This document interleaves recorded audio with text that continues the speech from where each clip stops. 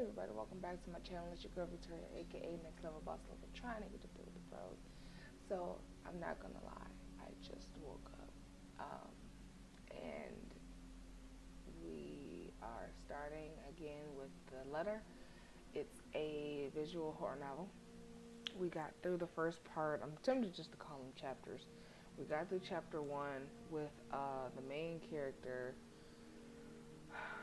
one of the main characters, and we ended after she had like found out that like the letter had like copied itself, and I needed Kira's help on that damn skill check and everything. So now we're on to the rich woman and her husband. So let's get into it. I've been waiting, y'all. Like, this was a good game, and I had to go to work, and I was like hot, and I really wanted to play this. I've been thinking about it. I was like, maybe I should just make it a gameplay, that way I can like play it by myself. But I'm like, nah, cause I already started. You know what I'm saying? So either way, oh goodness. But yeah, I hope y'all are having a wonderful. What's today? Tuesday. Oh my gosh! When I tell you guys, I was so sleepy after coming home from work.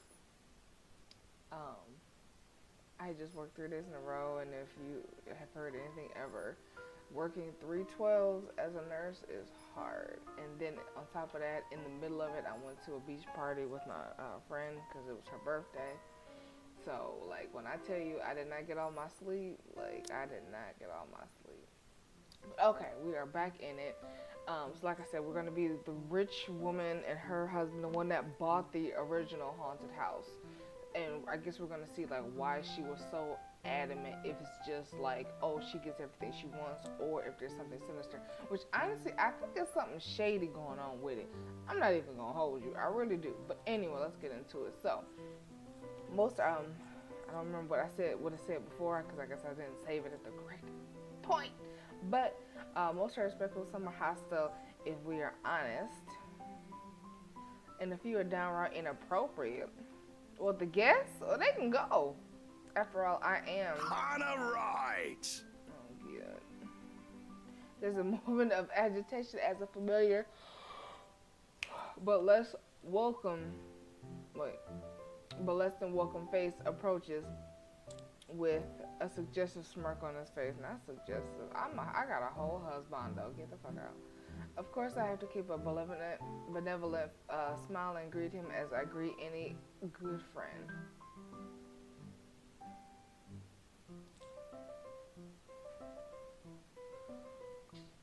Oh, and I gotta apologize, y'all. I did not know you couldn't hear the game audio. So when I stopped reading stuff, that's because the game audio was talking. So sorry.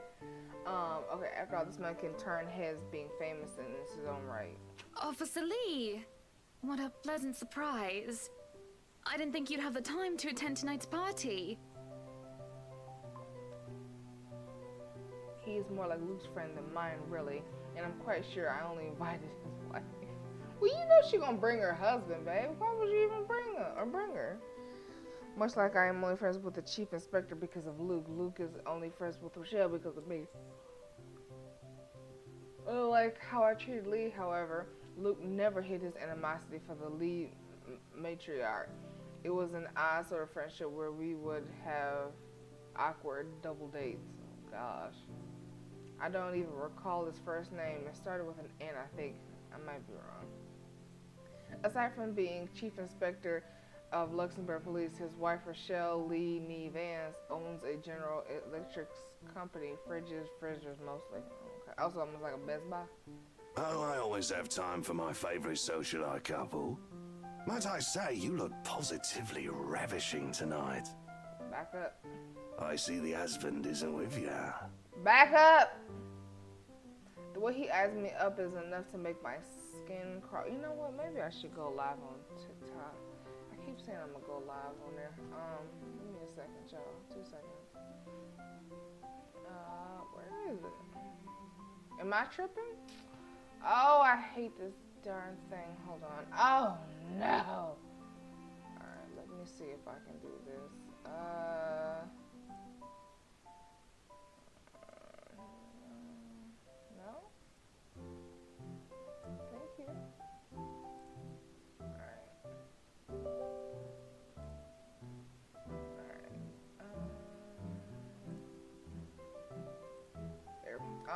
The way he asked me up is make my skin crawl. Get back. I just wish Luke was here to fend off more unseen. Where the hell is Luke? Like, I'm getting upset. Where is he? Unseemly of our peers. You know the ones. Men who are just a bit too friendly, staring too long at my assets and getting close just because my husband is not here. Oh, you a nasty ass little. Oh, excuse me. Am I 5 minutes in? Thank God. Alright. And to think they have the gall to do this at my own party. Like, that's what I'm saying. Like, you in my own house where I share with my husband and you still coming in here doing that? Come on. But like any high social society woman worth her salt, I know how to handle it with grace and dignity. I suppose you are looking pleasant as well. Luke's busy with work, unfortunately. Michelle isn't here? A shame. I do hope he isn't causing you much trouble. That husband of yours can be a bit daft sometimes, acting like he's still some young bachelor. Don't try and pretend like, what's the word I'm looking for? Because he done pissed me off. I don't even know my vocab. Like he cheating like you trying to do right now just because Rochelle and him, which I'm still trying to figure out where she at. Okay? No, we're not doing that. We're not.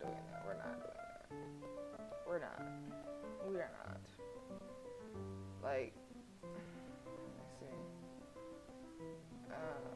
The wife sends her regards and her apologies, but something came up with her doctor and she needed to attend to it.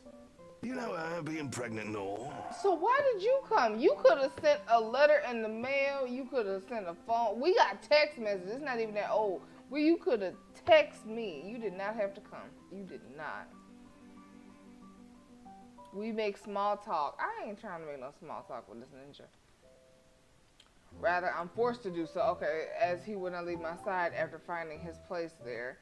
Much to my chagrin, I've been extricated from the few who flock in hopes of flattering, for I can tolerate them far better than Lee. He's a nice enough person, and I adore his wife, who is obviously the brains behind the two. But there is something unsettling about him. Honey, and he next to you in your house when you ain't got your husbando. Absolutely not. I don't. Hold on. Would you come on with it? Jeez, Lord. I don't trust him as much as I want to. He regaled to me the tales of the Luxembourg Police Department, a different affair to the usual gossip I'm privy to, and though I loathe to admit it, it's interesting nonetheless. It can be interesting, I just don't like the person who's, parlay, talking, damn it. I expect the topic of business to die out quickly, which would be understandable enough due to the confidential nature of his work. Oh no, he letting all them secrets go. What you talking about? But oh boy, was I wrong. So, wearing civvies, I steal and drive off with one of the police mobiles, right? In the mirror, I see the mutant chasing on foot and screaming about theft. Yeah. The look on his face was priceless when I parked in the garage. Oh my. You made him chase you all the way home for a prank. What did Rochelle have to say about that? Rostrange has a strange love and hate affair with Lee. He's a married man who did not grow up past his early 20s, judging by the way he acts. Surprisingly enough, they've been married for a good 20 years. 20 years? Wait a minute. They've been married for 20 years. Let's say they got married when they were fresh out of high school. 38. She can't. Oh, excuse me. She can't be that old. I don't know. She look good. That's good. A lifetime, if you compare it to my marriage of 7 years with Luke. I, on the other hand, well, Luke is no Lee. I should be happy about that, I suppose. Although my darling did have his moments. Hey, the wife pulled my ear and gave me a good talking to, though. Besides, we live in a flat a block away, so it wasn't much of a grand chase. So you made all that talk for no reason? Okay. Cool. Weren't you living in a house near the countryside? Moved for work, you know. Or you probably don't. No, I don't. But a flat in downtown? I suppose if that's what you like. Damn, she looked pissed like you did that to my friend. Oh, it's horrid. Hate that tiny place, no matter how convenient it can be for work. 55 square yards are not enough when you need to get away from the wife. I wouldn't mind a place away from the city. Even started looking at the ads. I spied an interesting lot, actually. Heard it was finally put up for sale, or that something mansion. You know the one with all the ghost stories.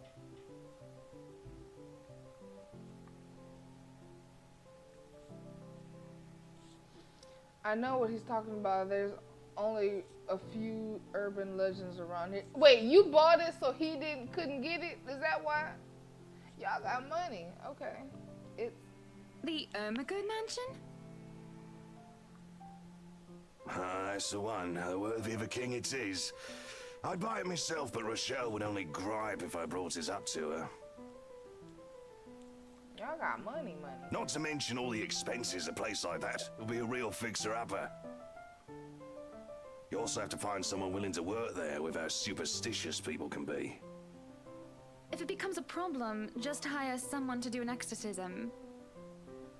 Actually, I do know of someone who could be up to the task. You remember the Ludgates party at their Christchurch summer residence? Of course. It was an excellent soiree. Everything was so classy, too. Such good taste. Oh, that place was a pigsty until they hired out this interior designer and they turned it into a bloody palace. She worked for the Exodus for their apartment in Soho too, and they recommended her when we were looking up pieces for our beach house in Porto Colom. I think I have a business card right at... No, I must have left it in my other jacket. Anyway, she's called, what's her name? McCullough, Marianne, I believe, yes. So, But truly, if anyone were to get that place in McCullough, well, they'd be the envy and the talk of the town. so that's why she's so hell-bent on getting that damn house. Okay.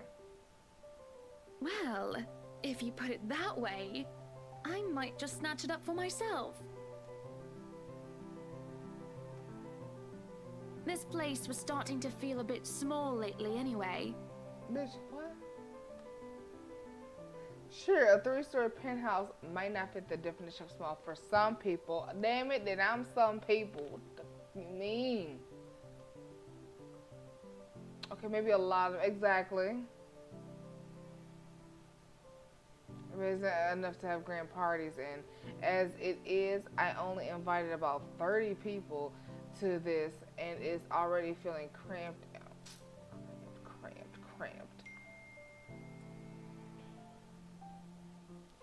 Man, stop playing with my soul. Stop playing with my soul.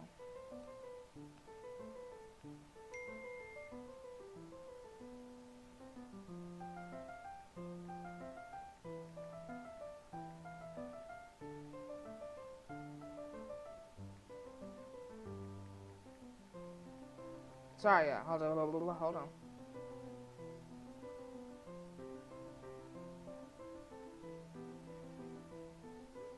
Okay. It would certainly be nice if I didn't have to ride an elevator up and down several floors before I can get anywhere as well. Or ride 20 minutes back into town. Which one? Take your poison. All Luke's words, not mine. Besides, I've been looking for a good anniversary gift. Luke might like this. How do y'all have all this money? You a chief inspector. How are you buying a mansion? Unless you about to use your wife's money. But even still, he said I would just buy it without her. How much money is a chief inspector make? Am I looking at the wrong uniform? Shit. Luke might like this one. Where is he anyway?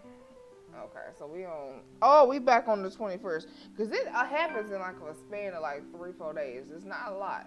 Luke is dressed to the nines as usual, and he looks ready for whatever the day will throw at him. His butler and valet wait at his side just in case he isn't ready as he looks. Oh, sure, that is normal. What is confusing is Victoria. What is confusing is the fact that he is on his way out of the penthouse, considering we won't have anywhere to go until much later. Where are you going? I am to attend the Triad Autumn tasting. I do believe I informed you of this 2 weeks ago. Yes. And might I remind you that I had stricken that off your schedule? Because 1, the doctor told you to stop consuming so much alcohol. And 2, I informed you a few days ago about the open house we are going to attend in its place. I've even found this marvelous interior designer, Mary Ann McCullough. It's a 3.5-hour drive to Cardiff. I don't have time for this. This is like that little party you threw all over again. You don't inform me of it, and you expect me to stay and be a gracious host when I have business elsewhere. You know how I operate, Hannah. Unless this was penciled in, I am sticking to my schedule. I penciled it in after I fucking erased that damn tasting because you drinking too fucking much. What do you mean? If I may intrude, the madam is correct. Your physician did insist you Nigga, don't moderate mess your up your drinking, pretension unless now. you Shut wish to up, incur shut up, acute shut up. pancreatitis. Oh, hell no. What? Listen to me now. Pancreatitis, I have seen that take down some patients. Don't do it. Just stop drinking. Just stop drinking. I'm telling you, you can have a good time without liquor. It is not the end all be all drink that you have to have, okay? Now, if you want to drink, fine, but don't drink in excess, okay? Now, I know some people, you only live once, have fun, okay. But unless you want half of that living once to freaking take you out, don't do it. Don't do it. Pancreatitis.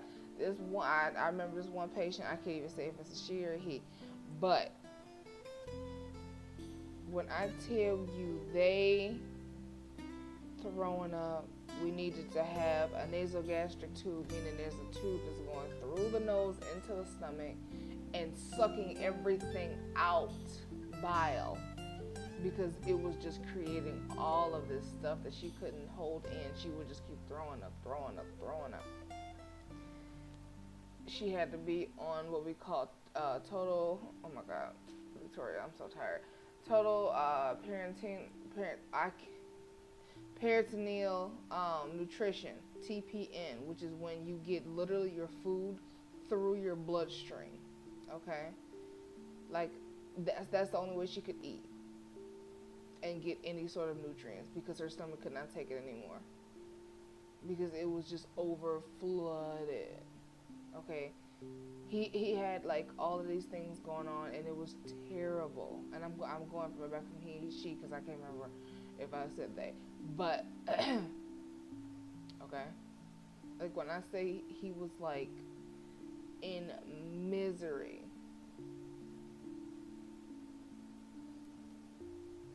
So when I say don't do it, don't do it.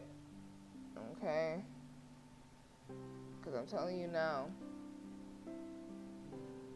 they went from a fairly young person to being a DNR and dying, which a DNRs do not resuscitate. Meaning if you're showing signs that you're dying, we do not do any life-saving measures. And they made themselves that because they knew that they were going to be dying. It's nowhere to come back from. Not come back from it, but when it becomes an actual problem and they can't treat it, that's all they got. Don't do it, y'all. Please don't do it.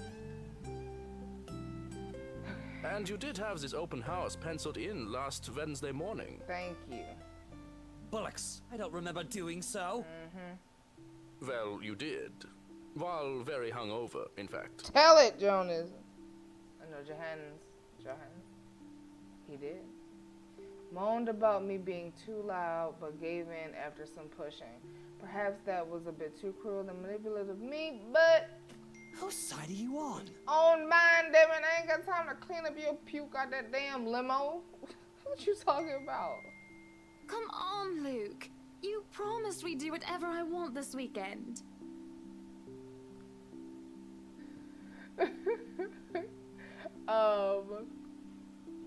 Gordon Bennett, fine. I am giving this house tour of yours a chance. Okay, wait. So, he says Gordon Bennett, fine. Like, oh my gosh, I always say John Brown. I know every man named John Brown, like, it's like, why does this bitch call my name? But if it proves to be a waste of time, I am going to Cardiff, and you are going to take a cab home. Damn. Are we clear? I ain't getting no fucking cab. I'll get a driver with tinted windows and luxuriousness. Boy! See, that's one reason I'm not even gonna hold y'all. Everybody wants to marry a rich man, so they ain't gotta do nothing. If I marry one and he start getting cocky like this, where he telling me, oh, this is what's going to happen, man, like what did Jill Scott say? She said, if you can tell me what to do, you can tell me what to do. Like, in a good way. This kind of shit where you killing yourself because you drinking too much, now you pissed off that you can't go and drink, so now you telling me what's what? Absolutely not. Okay.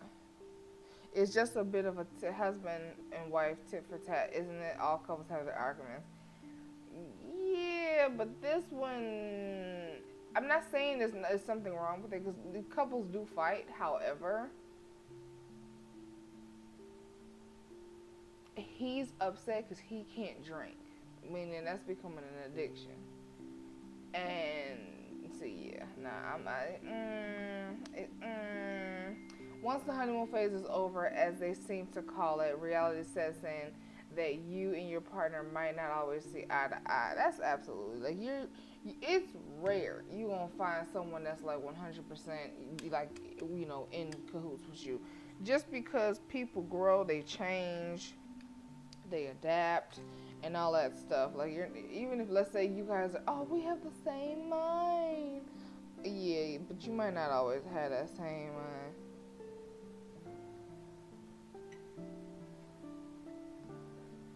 You know? Like before, I mean, I'm not saying I'm not spoiled anymore, but before, you know, my father passed and everything, I was a little hellion. Now, I'm actually considered nice. Look at me. Let me see. Okay, once the honeymoon phase is over, as they seem to call, oh yeah, perhaps it's been the years. I was thinking there's 7 of them. It's nothing to scoff at. I just cannot bloody believe I agreed to this. I was really looking forward to the triad tasting. Though sometimes it's something a bit more than just simple disagreements, and I have to stop myself from wondering where we went wrong. There's always the Triad Christmas tasting in Manchester next month, and that'll only be an hour-and-a-half drive. I bet. See? You doing all that driving in for what? Have I been neglectful? Have I offended? Have I acted shamefully? Yes, but Cardiff. See, don't make me cuss this early in my stream. Okay. Certainly, any problem can be discussed as long as he doesn't turn me away. Well, there goes my good mood. And, I'm sorry. Are you happy now, Hannah? A little bit, yeah. Why must he treat me this way? I want him to buy me this house. So I'm gonna remain silent for now. Once that ink is dry, I'm letting it all loose. I am happy. What? What did that say? Oh no. I am sure he will be too once he gets over this little upset. There is no point in aggravating him anymore, so I keep myself from commenting on the issue further. Exactly. Like I'm saying, like I don't wanna like make him angry for no damn reason. A sweet smile in the bald head, no need to provoke. That is how I cope. So, when do we leave? Where are we even going? We are scheduled to leave after lunch for the Ermengarde mansion.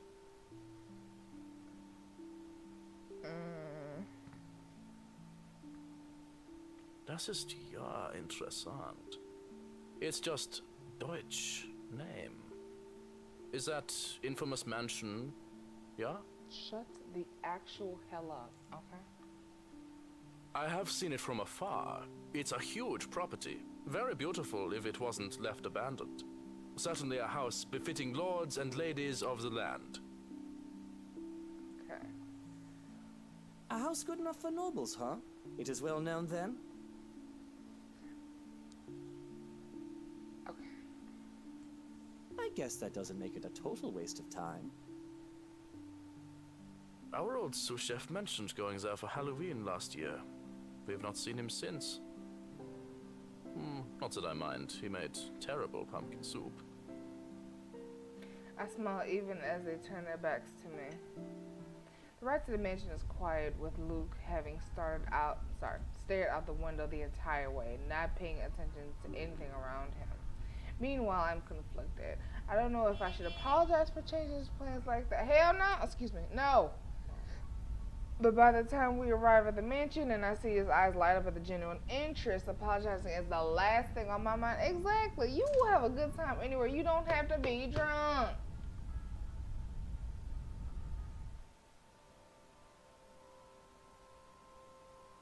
The whole affair with the Ermengarde mansion is certainly an interesting experience. The place has been renovated and restored by the owners to what they claim to be acceptable standards. The mansion itself looks like something befitting a fairy tale or a period palace. It is tastefully decorated, and with a little bit of love and attention, I'm sure it can be a place Luke and I can call home. And the number of prospective buyers that have come from the powerful and wealthy of Luxembourg certainly did not disappoint, making this estate as prime property. The Lees are amongst the group who went with the Rose woman, and I saw a few other notable. Lees. Oh, they did too. So the chief inspector was there. Oh. Though I did not really feel like mingling. Unfortunately for everyone of them, the Wrights are interested in buying. What's been bugging my mind, however, is that Isabel. Oh, that's what she looked like. Oh, okay. What is her problem? I still don't quite understand what. Oh, I'm dumb. I was about to say, why does she have a green wig on? That's not her. That's fucking Rose. I still don't quite understand what's happening. One moment she's scrambling to give us the paperwork to finalize the sale, then she's panicking over some sort of prank letter or another. The second thing on my mind is how touchy my darling husband is towards the poor dear. I cannot even plaster a smile on my face, a horrid scowl taking its place. There's no way I can pretend nothing is wrong as I hum. And I'm sure little Lily here would certainly appreciate it if you remove your pretty hands from her, darling. Hold on, yo.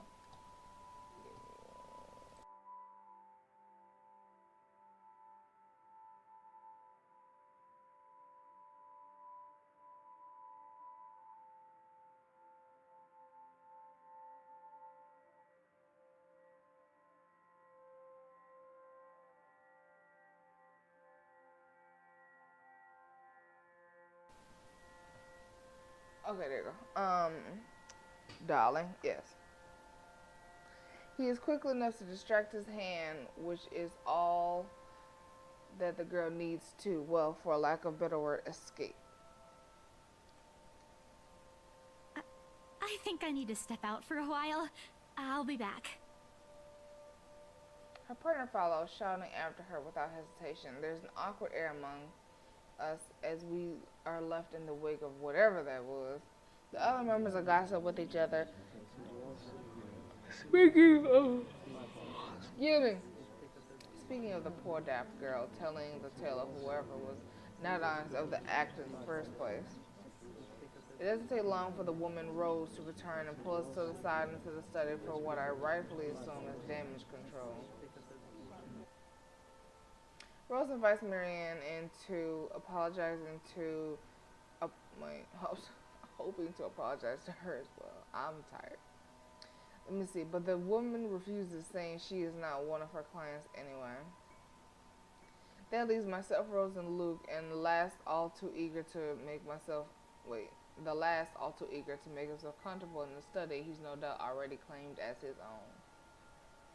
I can't apologize enough about what just happened. Please forgive Isabella. She's been under a lot of pressure lately. She's young, and all those rumors about this being haunted just got to her head. And it must be this terrible heat, too.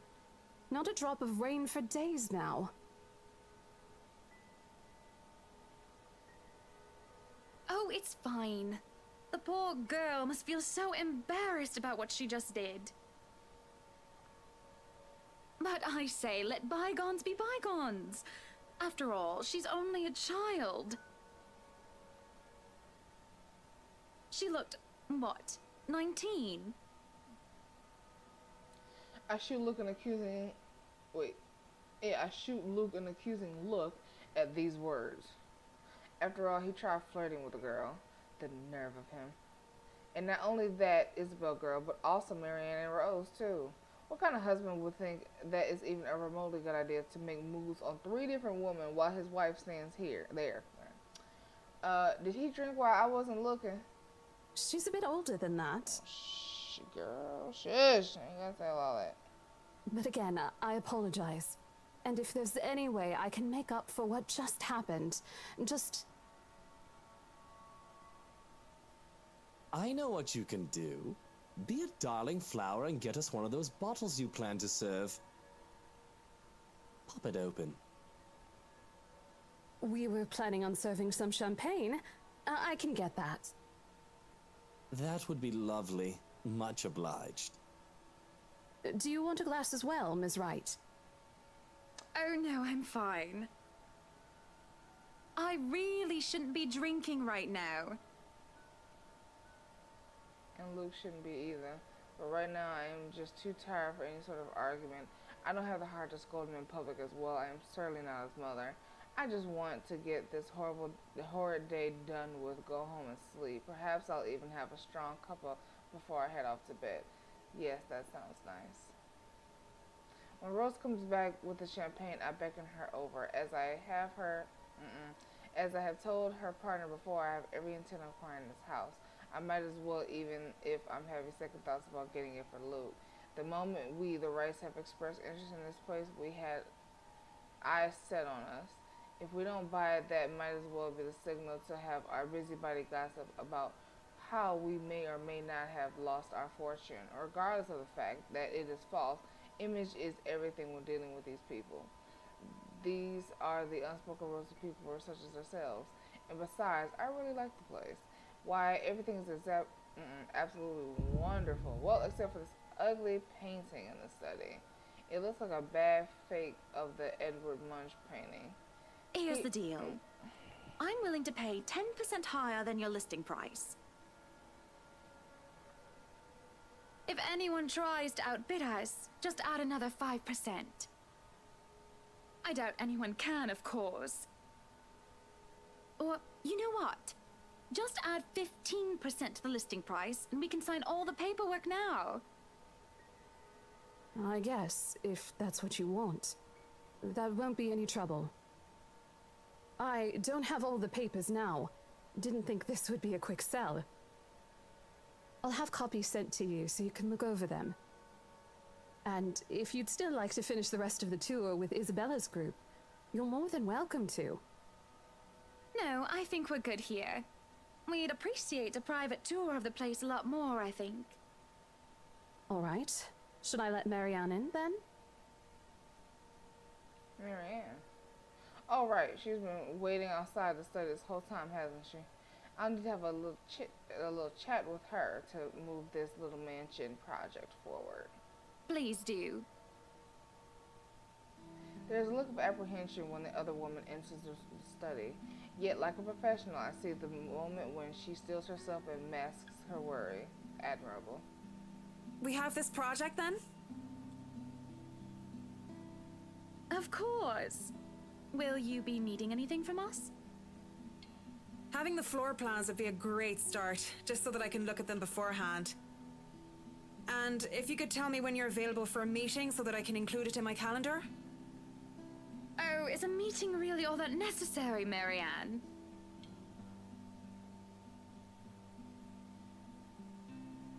I guess we can send Johans to help you out. You two can start by getting rid of this ugly painting. A hush falls upon the room at my request. What painting? Oh, shit. And lo and behold, the painting is gone. In its place, a mirror stands, which leaves me to look at my own confused expression. Odd.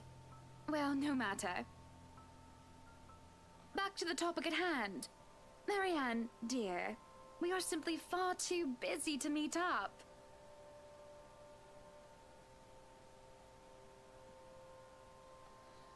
You want this house to be gorgeous, you gotta free up your schedule. But I guess we can free up a day to meet with you. I don't really need another maudlin Monday reading about Maury anyway. The book club can function without me for one day. What time shall we be seeing each other? How does lunch sound? Besides, my house has a higher priority over book club. Exactly. Why, we can hold the next meeting in this place. Exactly. Though I don't think it'll be ready. Surely the beauty and the grandeur of it all will inspire spirited and lovely debates about whether modern day writers could match up to the classics. I might as well clear up the rest of my week to handle whatever affairs buying this mansion requires of me. Any social activities can be put off until the Emmergard, or rather the Wrights Mansion, great debut. I'll have to, excuse me, I'll have to film, wait. I'll have my fill of great parties and gatherings, especially when I organize them myself. That sounds good. Although, with a project of this scope, we might need most of the day to tackle your concerns. A more thorough inspection of the place is also preferable. Breakfast then. It's a date. It's really not. Oh. All right. Monday, 10 o'clock sharp. We'll see you then. Actually, Marianne suggests that we meet at 9, but who is even awake at that unholy hour? That's what I'm saying. I was lucky enough to wake up this morning before Luke went all the way to Cardiff. We say our goodbye, shake hands, and make it clear without outright saying it. Wait, Jesus, and make it clear without outright saying it that we now own this house. Okay. By the time we left the mansion's grounds, sunset is almost upon us. So, you really want to buy this place then? That's a bit of a big impulse buy, even coming from you. Not that I'm complaining. Well, I'm glad you're not complaining like you usually do. Girl! It's a right and proper Christmas miracle, isn't it? Hannah has finally done something right. I refuse to look at him, staring at the passing scenery instead. Hey, Buttercup, what's with this cheek? Rose, Lily, Mint. The nerve, Luke, the nerve! Is that what this was about? One, that woman's name was Rose. And two, you know I don't mean a word of that empty flirting. And it's still the principle of things, Luke. I understand if you try to woo them to get what you want when it seems that I'm not looking.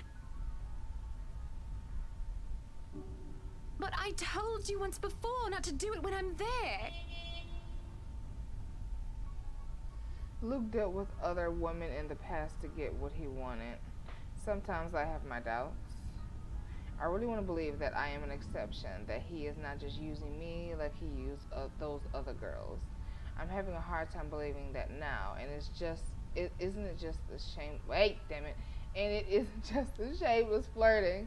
Oh my gosh, there's something about the way Marianne woman, as if Luke is familiar with her. You know what? You're right. I kind of forgot about that because he knew her name.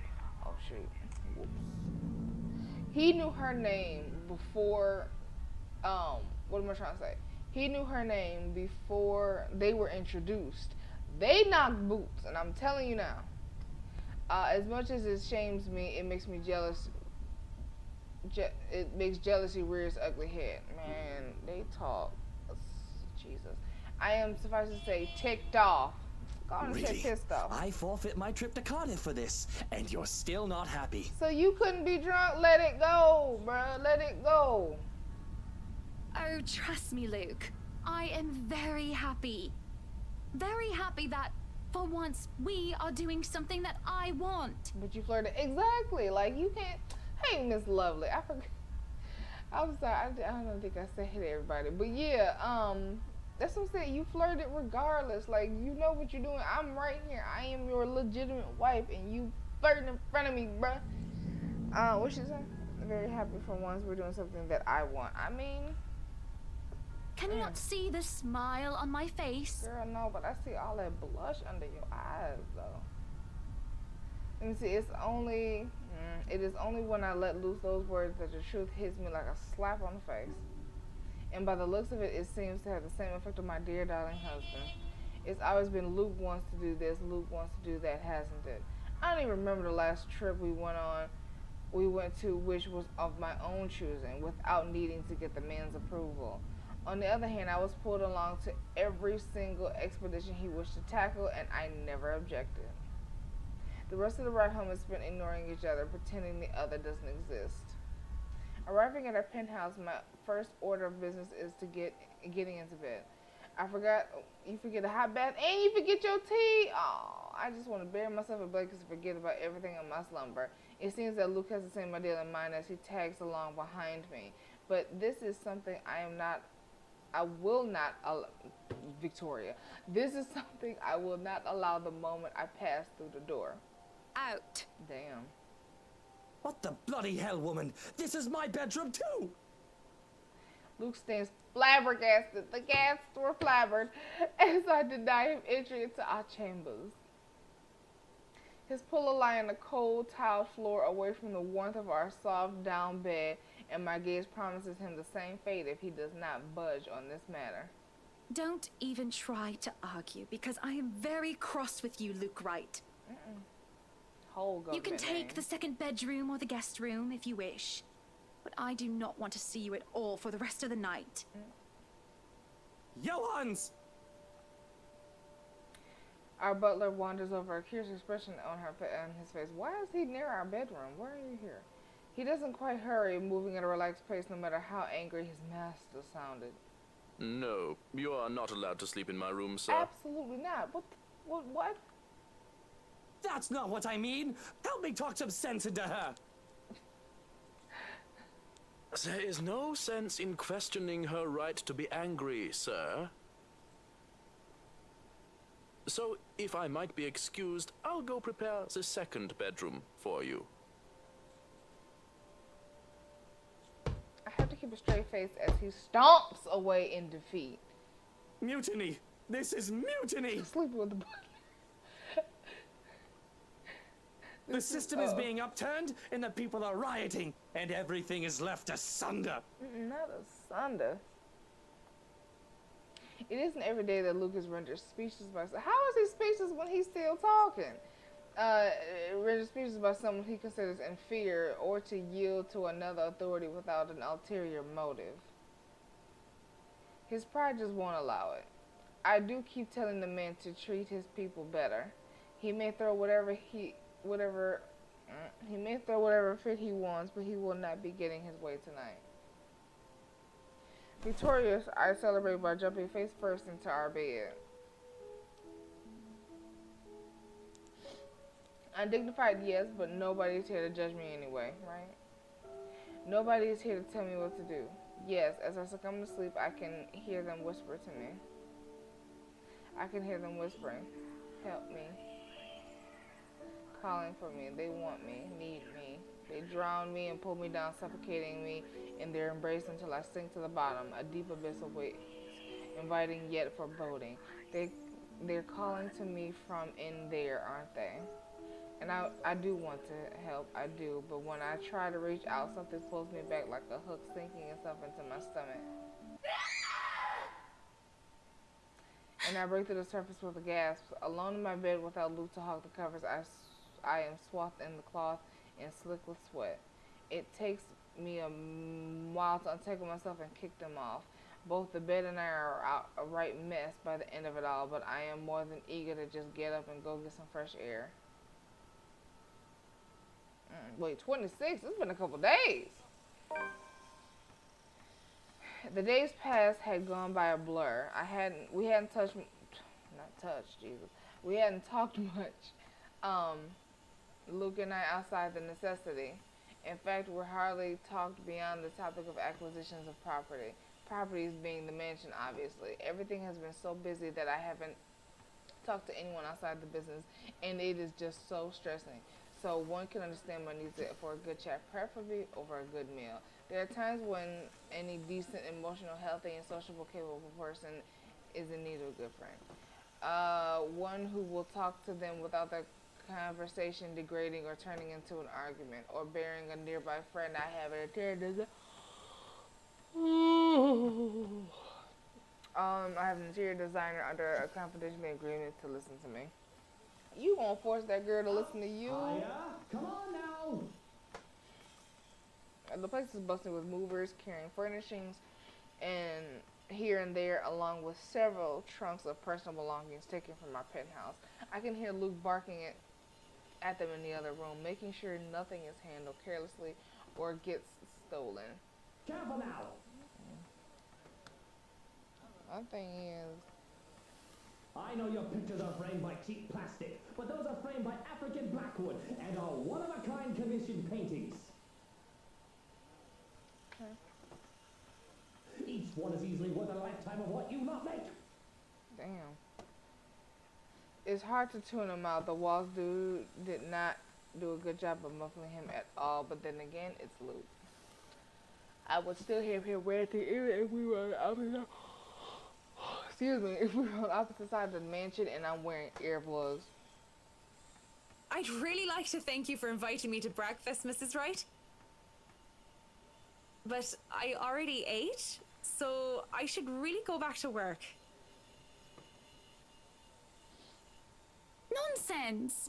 You arrived so early. You must not have gotten a proper meal. Our butler has made a surprisingly lovely bubble and squeak. Who? Sit, sit. I'd situate us in the dining hall, but it is a mess right now. Oh, Johannes! The man in question appears ready with a tray as he starts to set the table for us. We sit in silence as we are each served a plate. That looks so good. I'm so hungry. I haven't eaten today, y'all. Bubble and squeak, topped with a nice poached egg with cherry tomatoes and other garnishing adorning the plate, edges of the plate. A cup and saucer and a teapot from Earl Grey. Excuse me. And placed down for Marianne, and I asked for the orange julies. How are you liking the project? Drop that vase and I'll have your head. I know it's only an 8 million yen vase, but I swear I'll... Well, it's certainly a fun challenge, incorporating the designs of a Jacobean manor and the functionality of a modern household. I have ideas I would like to suggest, by the way, about what to use the second bedroom for. I have been informed of your goddaughter and thought a kid-friendly room might be in order. You read my mind. I was actually going to bring that up. Oh, that would just be so lovely, Marianne. That way, Kylie can bring her and a good friend of mine, Rochelle, is expecting a baby. So, why don't we think about putting a crib in there too?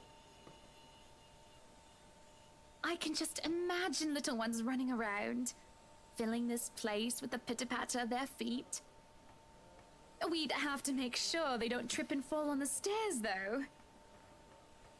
We won't be able to finish everything up until after the party. But we'll have it ready by then, so that all we need to do is to move in the furnishings.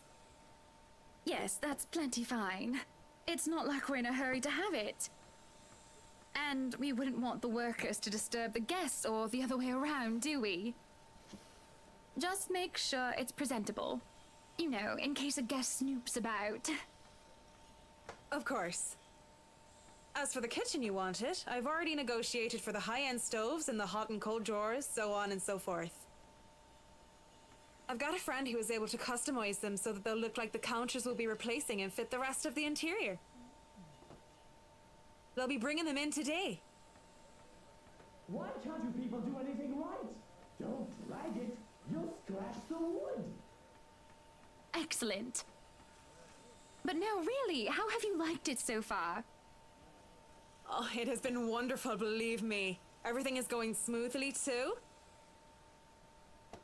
It has been a long time since I've worked on something on this grand a scale.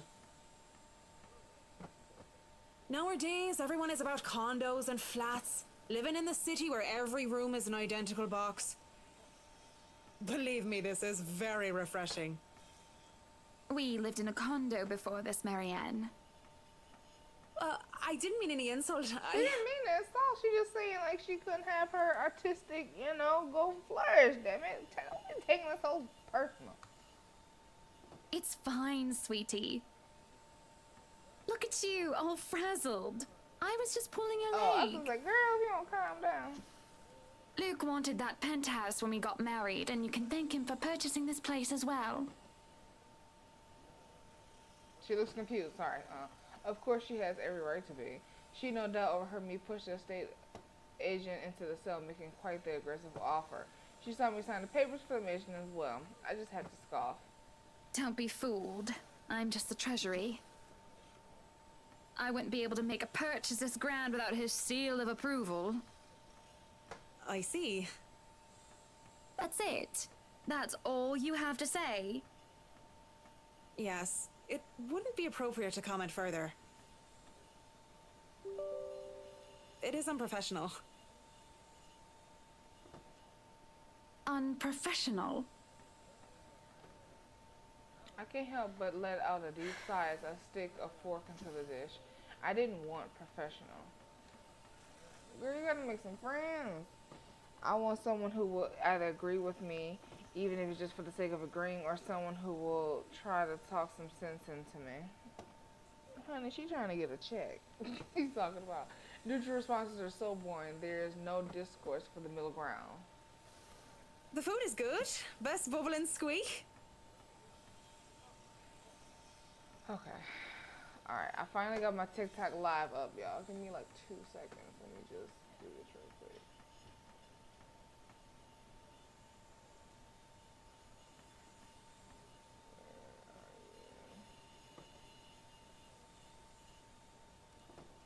I swear my computer is so freaking slow nowadays. You know what? I'm not gonna go live because it's already slow as snot. So hold on, let me get rid of it because this Streamlabs getting slow and it was been funky since. Great Bubba and Squeak. Of course it is. Our kitchen staff only uses the freshest hand-picked ingredients. Only the best for the rights. Mr. Wright is not joining us? Oh, why you need him here? No, he is far too busy bossing people around. He even refused to join me for breakfast earlier, hence this. I see. My apologies. I really don't know what sort of response you expect to get from me.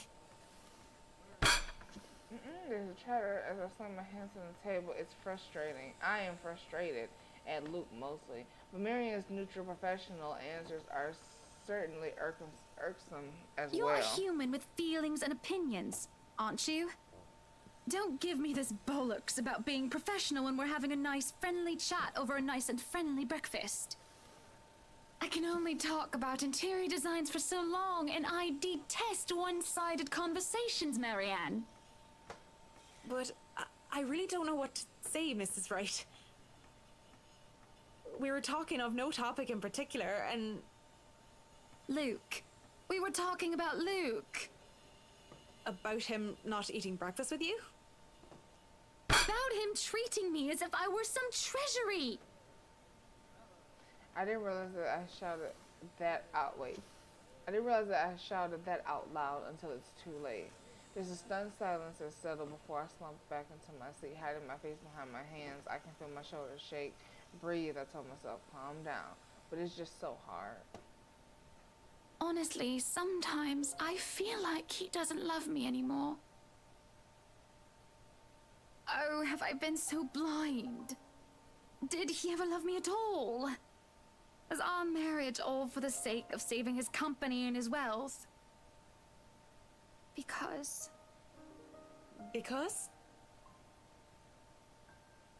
Did I say that out loud again? No, this is bad, unacceptable.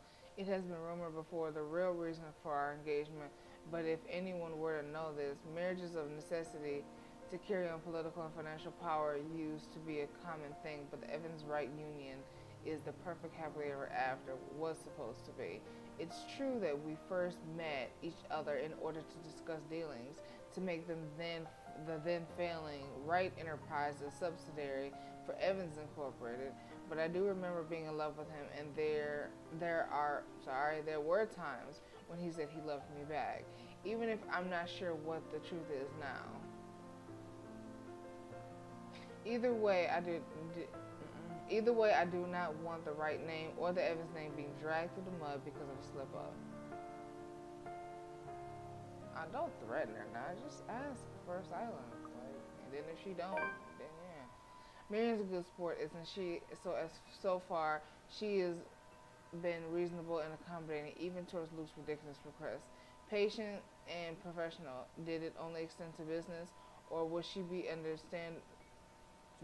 understand that things like this are not as simple, not as clean as they are painted to be?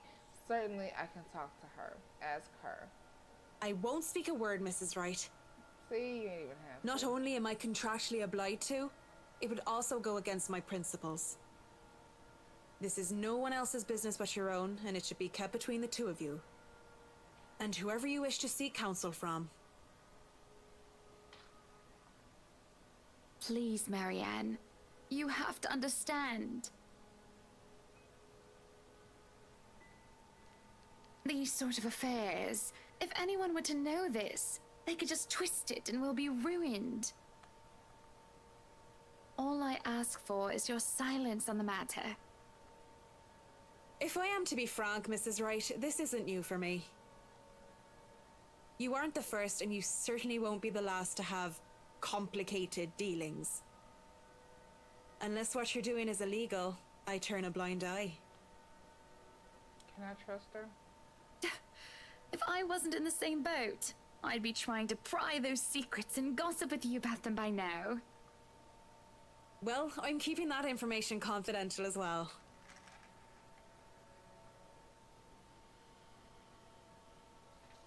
Oh, it's not like I have any other choice, do I? Thank you.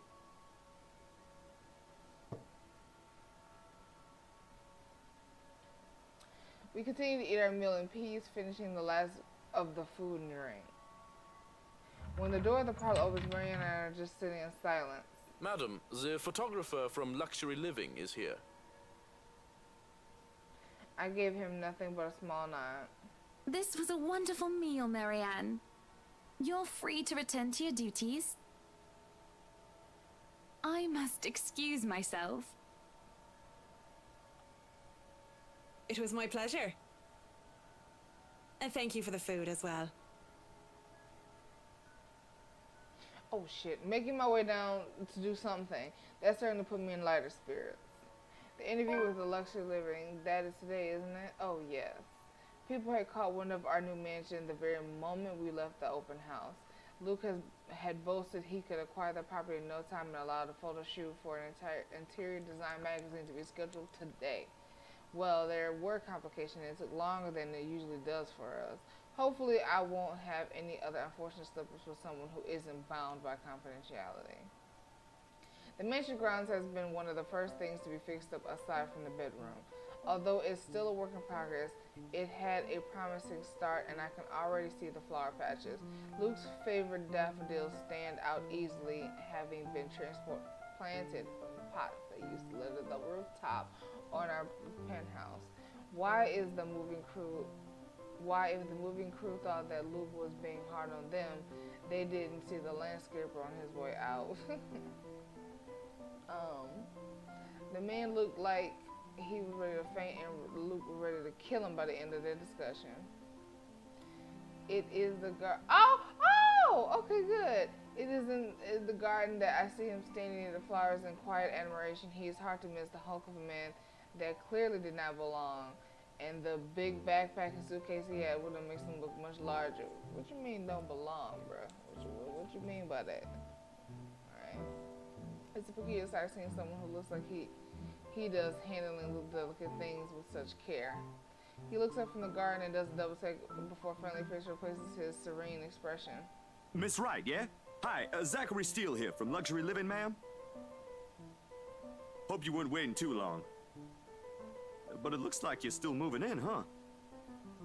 Thought for a second there my calendar was wrong and I came here too early.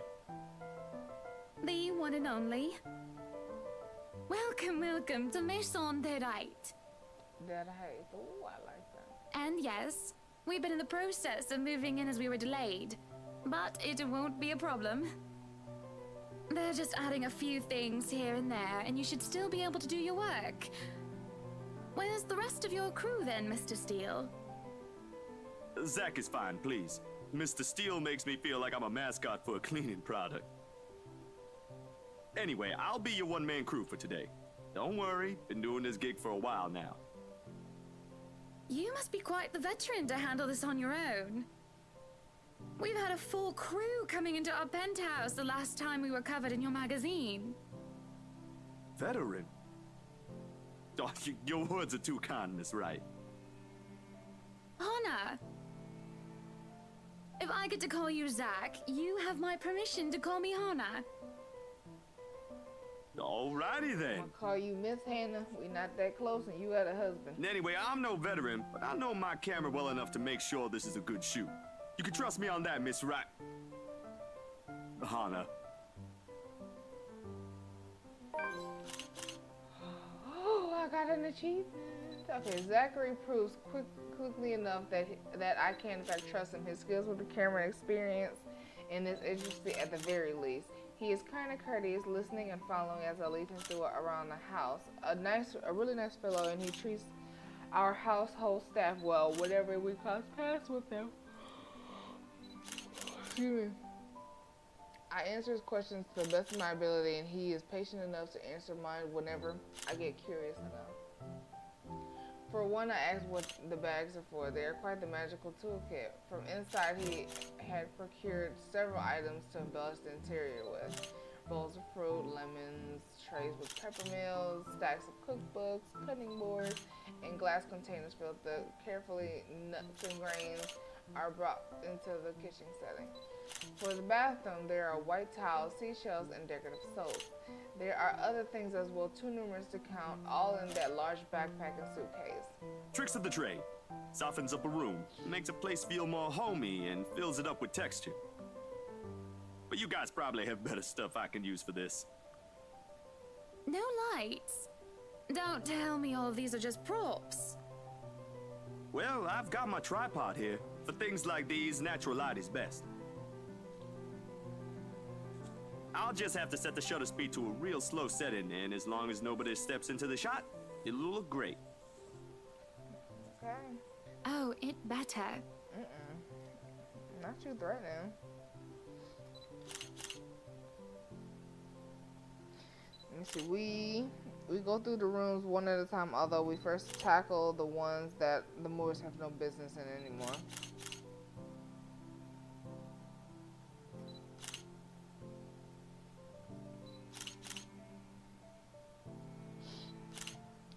The ballroom needs little preparation with its grand design. Although there's some trouble at first with the wide open space and the pictures being backlit. Not the threats, exactly. It is in the kitchen that Zachary's props come in handy, considering how, what's that man's name? Johan, I don't know, I can't remember. Keeps the place so neat and sterile, one can practically eat off the floor. We carry on touring the house and taking pictures when we can, with the exception of the room, which have yet again any purpose or design. Too bad I can't take a sneak peek at his photos yet. Funnily enough, he's using a traditional camera. I didn't even know film still existed. With the way he speaks, however, I can see that he knows enough about his craft that I'm not too worried about botched photographs. I imagine photography must be cathartic to him, judging by how at ease he looks while taking pictures. There are small snippets of conversation in between the clicking of camera. He even goes as far as to talk about the terminologies like shutter speed and aperture when I ask about the technical aspects. I can't quite see the picture it has made, much like when I watch artists paint on their canvas. Excuse me. We're just watching someone passionately practice their craft, such as this is exciting in its own way. Going through the many rooms has been quite the exercise for the both of us. Despite that he's been nice enough, I find myself putting on my best smile. But it is as we're taking pictures in the foyer that everything comes to a standstill for a moment. Just a moment. And had I not been paying attention, I wouldn't even have noticed. It's a mere split second when Zachary's rhythm is put to a halt. Oh, wait a minute! His fingers doesn't move to release the shutter. Yet, he also doesn't pull the camera away from his face, gazing still firmly fixed on the viewfinder. His hands are shaking, there's a slight sheen of sweat on his forehead. Zachary? No response. Zach, is something the matter? Lowering his camera, he blinks and stares at something behind me before shaking his head. Turning around, I see nothing that could have gotten his attention. Oh no, there's nothing wrong. I just remembered something, that's all. Let's get back to the pictures. Can you move a bit more to the left, yeah? I struggle to respond this time. There's a sudden weight on my back and an indescribable tightness around my throat. Everything stops, and everything starts again as I manage to choke out. If you're sure. I don't know what just happened. It was probably a dizzy spell. I'm fine. And he said he's fine. We continue at the same pace as before, although there's unspoken agreement that we will not talk about what happened. So, is this a full-time job for you then? Nah, I just freelance mostly, for magazines, newspapers, and events. So you can't really call it a full-time job. It's fun and it puts food on the table, but it's not what I really want to do. At least, not all the time. What is it that you want to do then? Maybe I've been out of line sticking my nose into other people's business, but I can't help but ask. I regret doing so as his shoulders slump and the easygoing air he has fades away. He looks over whether he wants to talk about it or not. Films. Documentaries, mostly. But cinematography is a lot more difficult than photography, right? I was working on this thing, actually.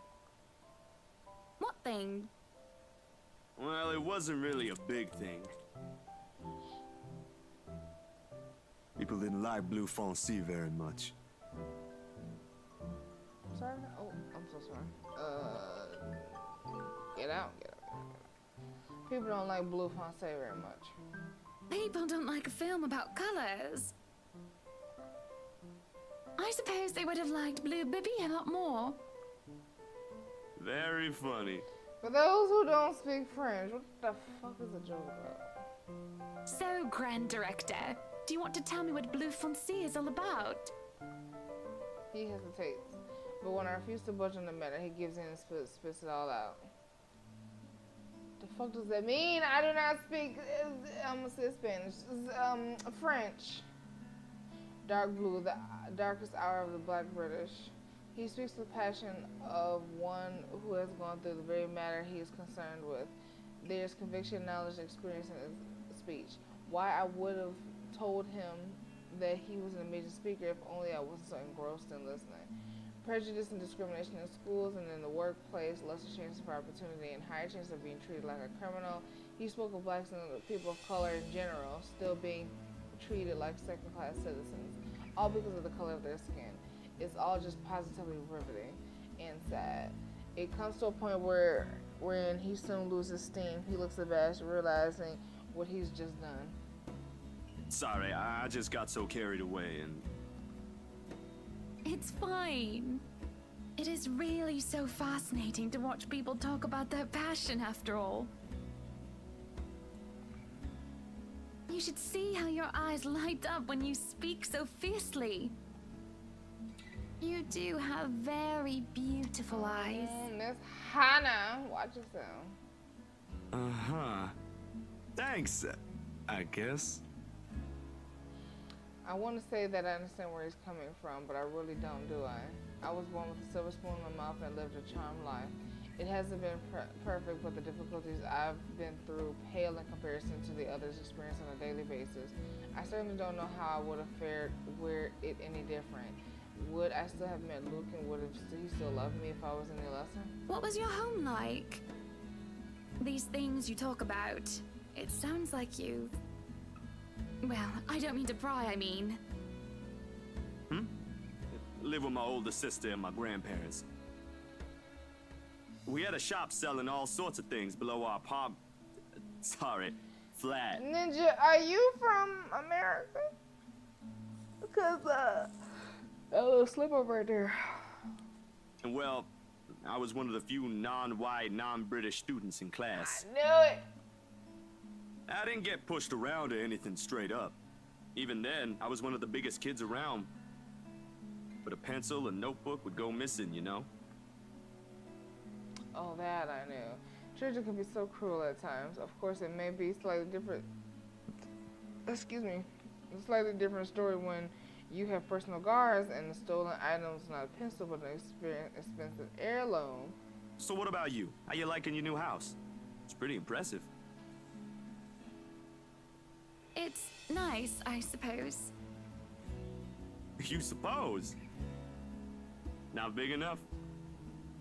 What? No, oh, don't be a bully. It's just that... I understand if you don't want to talk about it.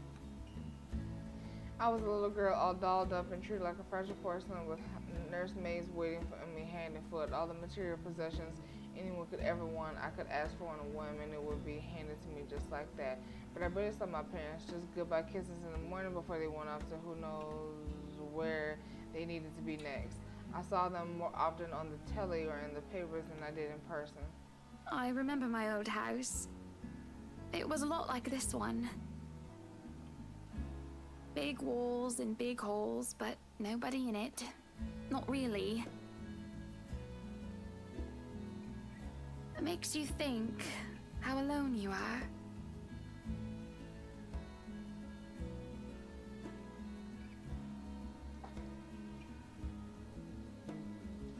Sorry, a pensive mood overcomes us, and there's a moment where neither of us are sure of how to go on from there. Things have gotten a bit too personal, yet it isn't wholly uncomfortable, as if we've been friends before. Jesus. Well, that's normal, ain't it? You just moved here.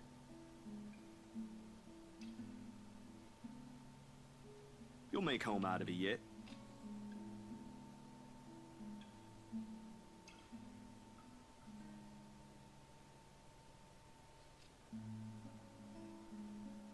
He certainly makes it easy to believe that. My childhood house is indeed a lot like this one, just as large and extravagant and just as empty. I hope he's right. So, Monsieur le Photographe, you've covered the one and only Ermengarde mansion. Uh-huh. What's next on the agenda? The interview? Boring. It's an interior design and housing magazine. And they want to know what Miss Wright has to say about her interior design and house. Honor Wright thinks she bought a magnificent house that she can certainly brag about. Blah, blah. Boring. You know what they should print more of? I watched an interesting documentary the other day.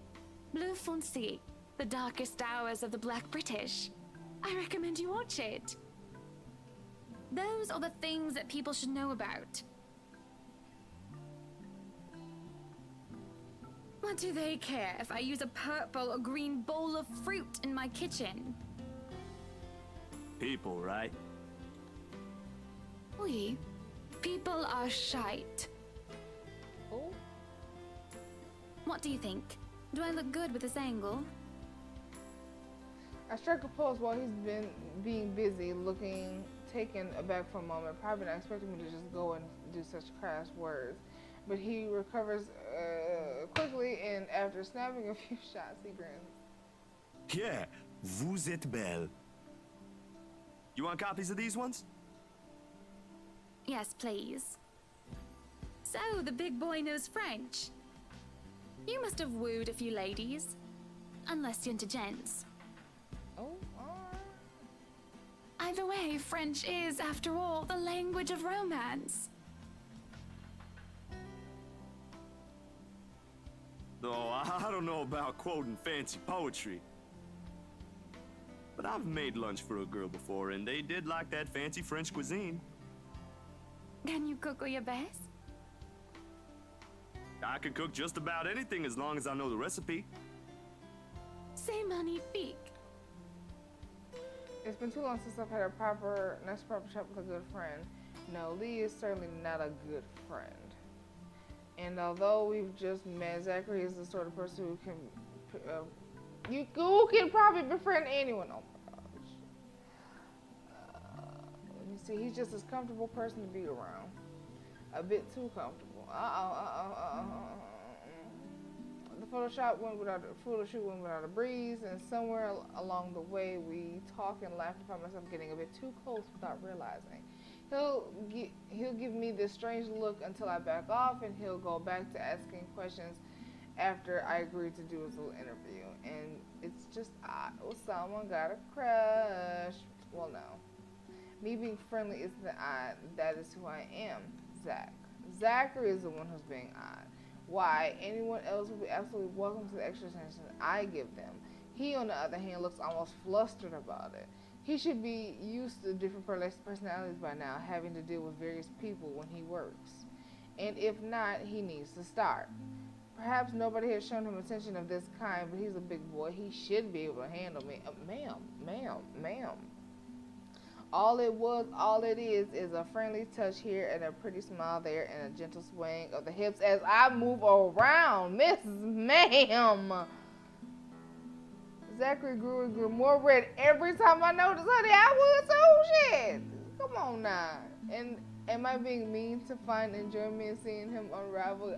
Yes, you are, Miss Milma. Perhaps. This went on during the interview and beyond that. There's nothing wrong with what we're doing, right? You are a married woman. Zachary and I are just having a playful, friendly chat while enjoying the outside view. At least that's how I see it. I'm sorry, but I'm really getting distracted. Mm-hmm. Could you maybe stop doing that? Oh, not him saying the whole stop. Continue teasing or stop it. Oh, why you got me doing this? Okay, let's think. So if I continue teasing, he might get uncomfortable and leave, right?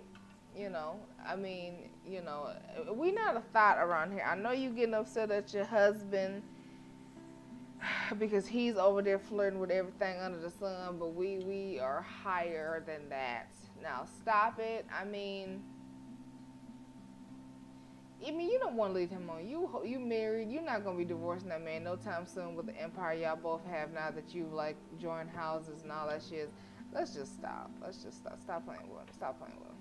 I'll stop if it makes you uncomfortable, sweetie.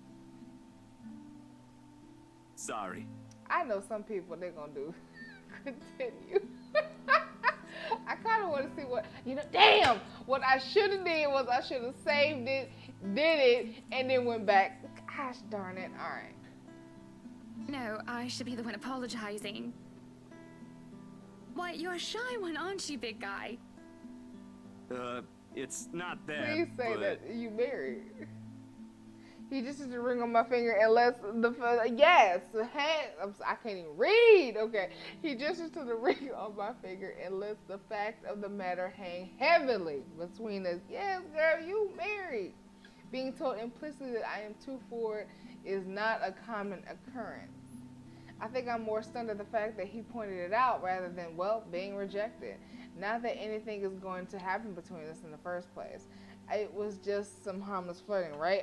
Shit, you swaying hips, girl. So, you've never had a girlfriend? I ain't say that, but I ain't never had one that was married. No. Oh, never mind. No boyfriend either. You know, just in case you were gonna ask for that one next. Hey, man, progressive. And you haven't even had your first kiss? Not a one, ma'am. You are not gonna be my first, Miss Hannah. Do you want to have your first kiss today? Absolutely not. I can't help it. I really, really can't, and I'm going to apologize later, ma'am. Surely by the catty smile on my face is obviously I'm just pulling his leg. The laugh I failed to contain certainly gives it away if it isn't obvious. But still, he lights up in embarrassment, stammering and sputtering objections. You're married, and this will be extremely unprofessional. Tell it, bruh. I never said I would kiss you, silly. True. You know what? You're right. Show you right. Show you right. Oh, Johann! Hell no! No! What? No, no! Don't call your butler. She's Hannah! You know some hard That'll out. be for the better. I don't think his husband would appreciate it if I made him kiss another man. Oh, but he is. Oh, okay, progression. I do not think he can hear us from here either. But it is hard to think you're not taken, Zachary. He got somebody. Well, no. Why, whoever becomes your girlfriend will be so lucky to have you. You can cook and take wonderful photographs. For the gram. Wonderful meals and wonderful memories. I can play guitar too. Not you flexing. Are we peacocking? You can. Oh my, wonderful serenades as well then. Perhaps I can find a young lady who deserves a fine, strapping young gentleman like yourself. Let's not get carried away. I mean, you know, if you want to set me up, Besides, it's hard I out gotta be here going. for a pimp. It's getting late and I got someplace else to be. Oh. A shame. I will be expecting you again soon, I hope. For a copy of my photographs, yes? Man, girl, I'm going to put that in the mail. Stop playing with me, USPS. Of course. I'll even deliver them personally. Oh, now you starting something. Just, you know, don't try to make me kiss your butler when I drop by. As fate would have it, the very moment the words leave his mouth, Ho-Ha comes out of the house. I'm sick. Judging by the slight raise of his brows, he has heard only the tail end of the sentence. There shall be no kissing of any butlers under this roof, Danke. But you are not under a roof, are you, Hansi?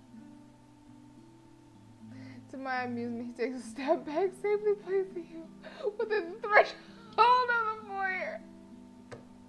I'm sorry, foyer, and under the roof of the house. I was said, I can't. And just as ever, he is quick to return with a sardonic reply. I am now. I don't blame you, bro. As I was saying, madam, it's about time for supper. Will I be needing to set an extra place at the table? Oh, what? No, I was just leaving, actually. So, you have a good night, Hana. And you too, Hansy. It was nice to meet you, Zach, honey. You have a safe trip. He nods and the grin on his face as we say our goodbyes is the sweetest that I have ever seen. I linger looking out with his relatively tiny bicycle. You mean this ninja biked all the way out here? That is a trooper if I have ever seen one.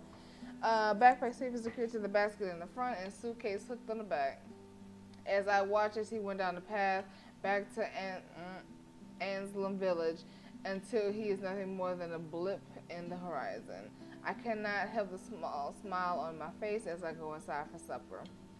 Entering the dining hall causes me so much confusion. It is dark. For a moment I thought the electricity work was not up to par, but that clearly is not the case as every other room is bright with artificial light. Finding the light switches is a monumental task considering the size and unfamiliar with the room. To make matters worse, the darkness grants the room a different atmosphere, eerie and frightening. It takes longer than I thought to find a switch, something that will have to be rectified later on. My skin starts to prickle and there is a distinct feeling of being watched. It unsettles me and only spurs me into my search. And when I do open the lights, there is a hiss. I'll turn the lights down. Oh, this ninja is drunk. Oh my gosh. There at the end of the hall is my beloved husband with his face in one hand and the glass in the other. Oh my God. Perhaps I can let it go if it was only one glass of wine. However, I can feel myself go livid after seeing the toxic green liquid gleaming mockingly at me. Luke, what? Are you drinking absinthe? You know what the doctor said. Absinthe, Luke. Are you actively trying to kill yourself? Because if you are, we can just hit you with a bloody car. Damn, girl. All right. Honeybee, Buttercup, not too loud, please. Oh, I'll go right next to him and scream my mother-loving head off. Besides, it's Lelouch, not too strong. Just hair of the dog that bit me. Helps with the hangover, dearest. You drank? When? This morning, love. Don't be mad. So you're drinking again. Oh my God. I just needed a few drinks, having to deal with those simpletons. And maybe I had one too much. You don't see me whinging about you leaving me to handle them on my own. I had to attend the photo shoot and interview with Luxury Living. You know that. Let's not make this about me, Luke. This is about you and your drinking problem and... Oh, I don't know, Hana, darling. What if my drinking problem, as you like to call it, is linked to you? Hey, yo, what are you trying to say? If we think about it that way, this discussion is about you. That was pretty mean of you, leaving me alone to do all the work like that. You can't use the interview as an excuse either, honey. I was informed the moment your little interview was done. So, what was it then, What were you doing?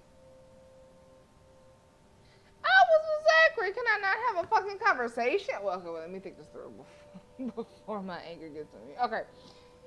If I say Zachary, my thing is, if you get upset after the many women you done cheated on me with, we gonna have a whole entire problem. Tending the garden, however, he loves that garden, so he might have been out there drinking. He'd be like, no, you weren't because I was there, then now I'm screwed because now I've lied. I'm telling the truth. Let go. I was talking with Zachary, the photographer for Luxury Living. I have no reason to tell lies. It's not like I'm guilty of anything. But as Lucy's person turns, he makes me feel like I actually am to blame for something. He has a way of making me laid bare with just a look. That had really struck me when we first met years ago. That giant Negro. Hey, yo, hold on. Don't let me do a lawsuit this early in the year. Hold on. You were having a secret meeting behind my back and it was with him? What are you implying? I'm implying nothing. I'm just worried. You know better than to trust those media types, Buttercup. He must have been really friendly to occupy your time like that. But all he's looking for is his next big headline. He works for a societal shit. He's a Thank you, photographer for an interior Thank design you. magazine. He ain't doing no expose. Doesn't matter. You let one little thing slip, one wrong move, and it'll blow up in the telly in the morning. He'll go to his journalist friends to gossip and make a quick quid.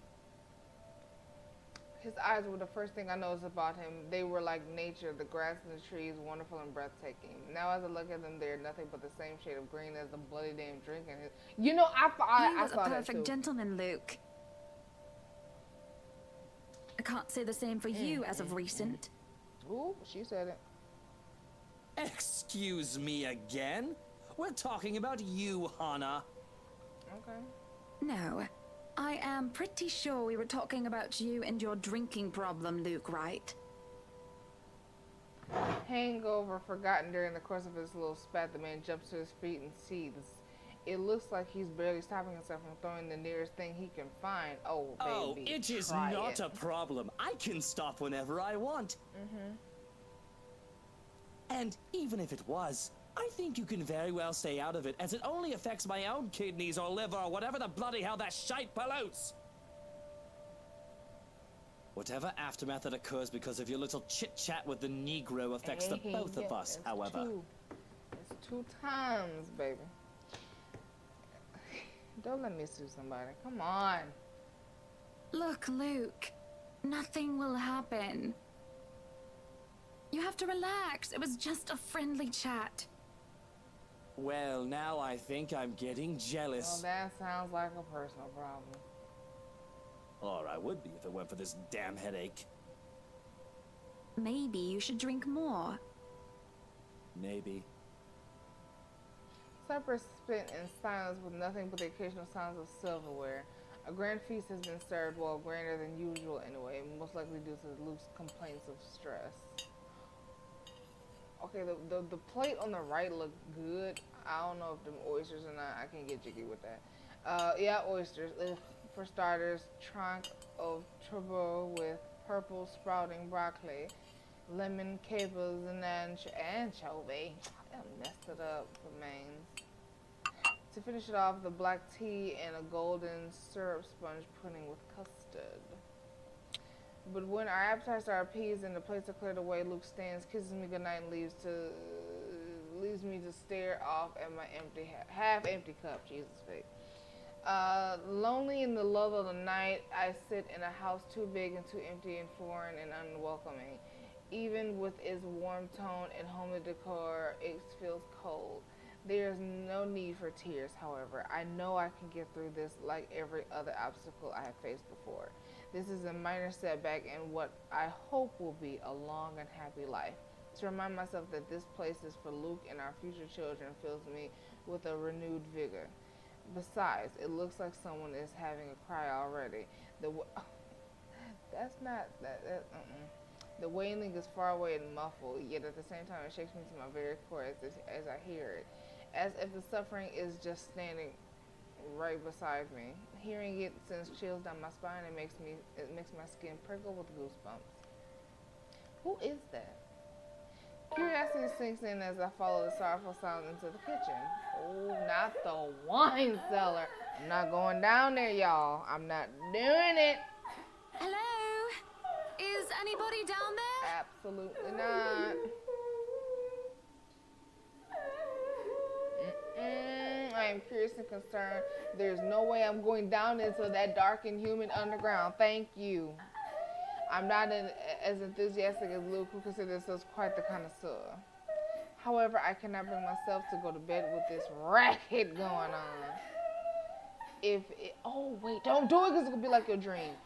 If it is one of the household help, they'll surely need some talking. After all, this wouldn't be the first time I've gone and found one of the maids sobbing their eyes out over one thing or another. As professional as our staff are, they are still human. More often than not, it was either Johans or I who'd calm them down, who'd help them figure out how to go on about things. Unfortunately, I am not in high spirits right now, so I'm not as wholly benevolent. Open the hatch, call them out. I'm not opening the hatch, I'm gonna call them out. I'm not opening that hatch because it would be like her dream where they pulled her down. I knocked 3 times. Waiting for any sort of reply yields me no results, and I've already touched the floor hatch far too many times, more than I'd like. I take a deep breath before reaching out again to whoever's inside. What? I've learned from experience that people respond better to kindness than threats. Shouting angrily would not help them, coaxing them out. You, in the cellar, do come out. We don't want Luke waking up and finding you in there, do we? That man would go ballistic thinking someone was trying to steal his precious wine. Still nothing. You can have a good cry, just not in there, yes? Why don't you come out here and we can have a cuppa and you can tell me all about whatever it is you're bawling about? With how long I'm standing, however, I am starting to think of myself as a fool. I did not want to acknowledge the other feelings I have, especially as the wailing took an eerie turn. The thought of being played with didn't sit well. Jesus, I'm getting tired, y'all. The thought of being played with didn't sit too well with me, and I had to stop myself from getting too hot-headed as I tried one more time. Now you come out of there! That is an order from the lady of the house, do you hear me? She said, do you hear me? Why, I ought to. I freeze as a hand clamps down on my shoulder. The dread I've been feeling all this time makes itself known as I kneel unmoving, not even daring to breathe. I can feel my heart pounding against my chest, but the touch is gone as quickly as it has seized me. It's only hold on, man. If you touch my shoulder, I'm going, oh my lord. I see when I look back. Apologies, madam, for touching you like that. You were not responding to my voice, and you looked about ready to wake the whole mansion up. I was... I'm sorry. I was getting rather loud, wasn't I? But that crying woman in there, we must do something about her. He goes silent for a minute and just looks concerned. At least I'd like to interpret it as concern, given how stoic our head butler usually is.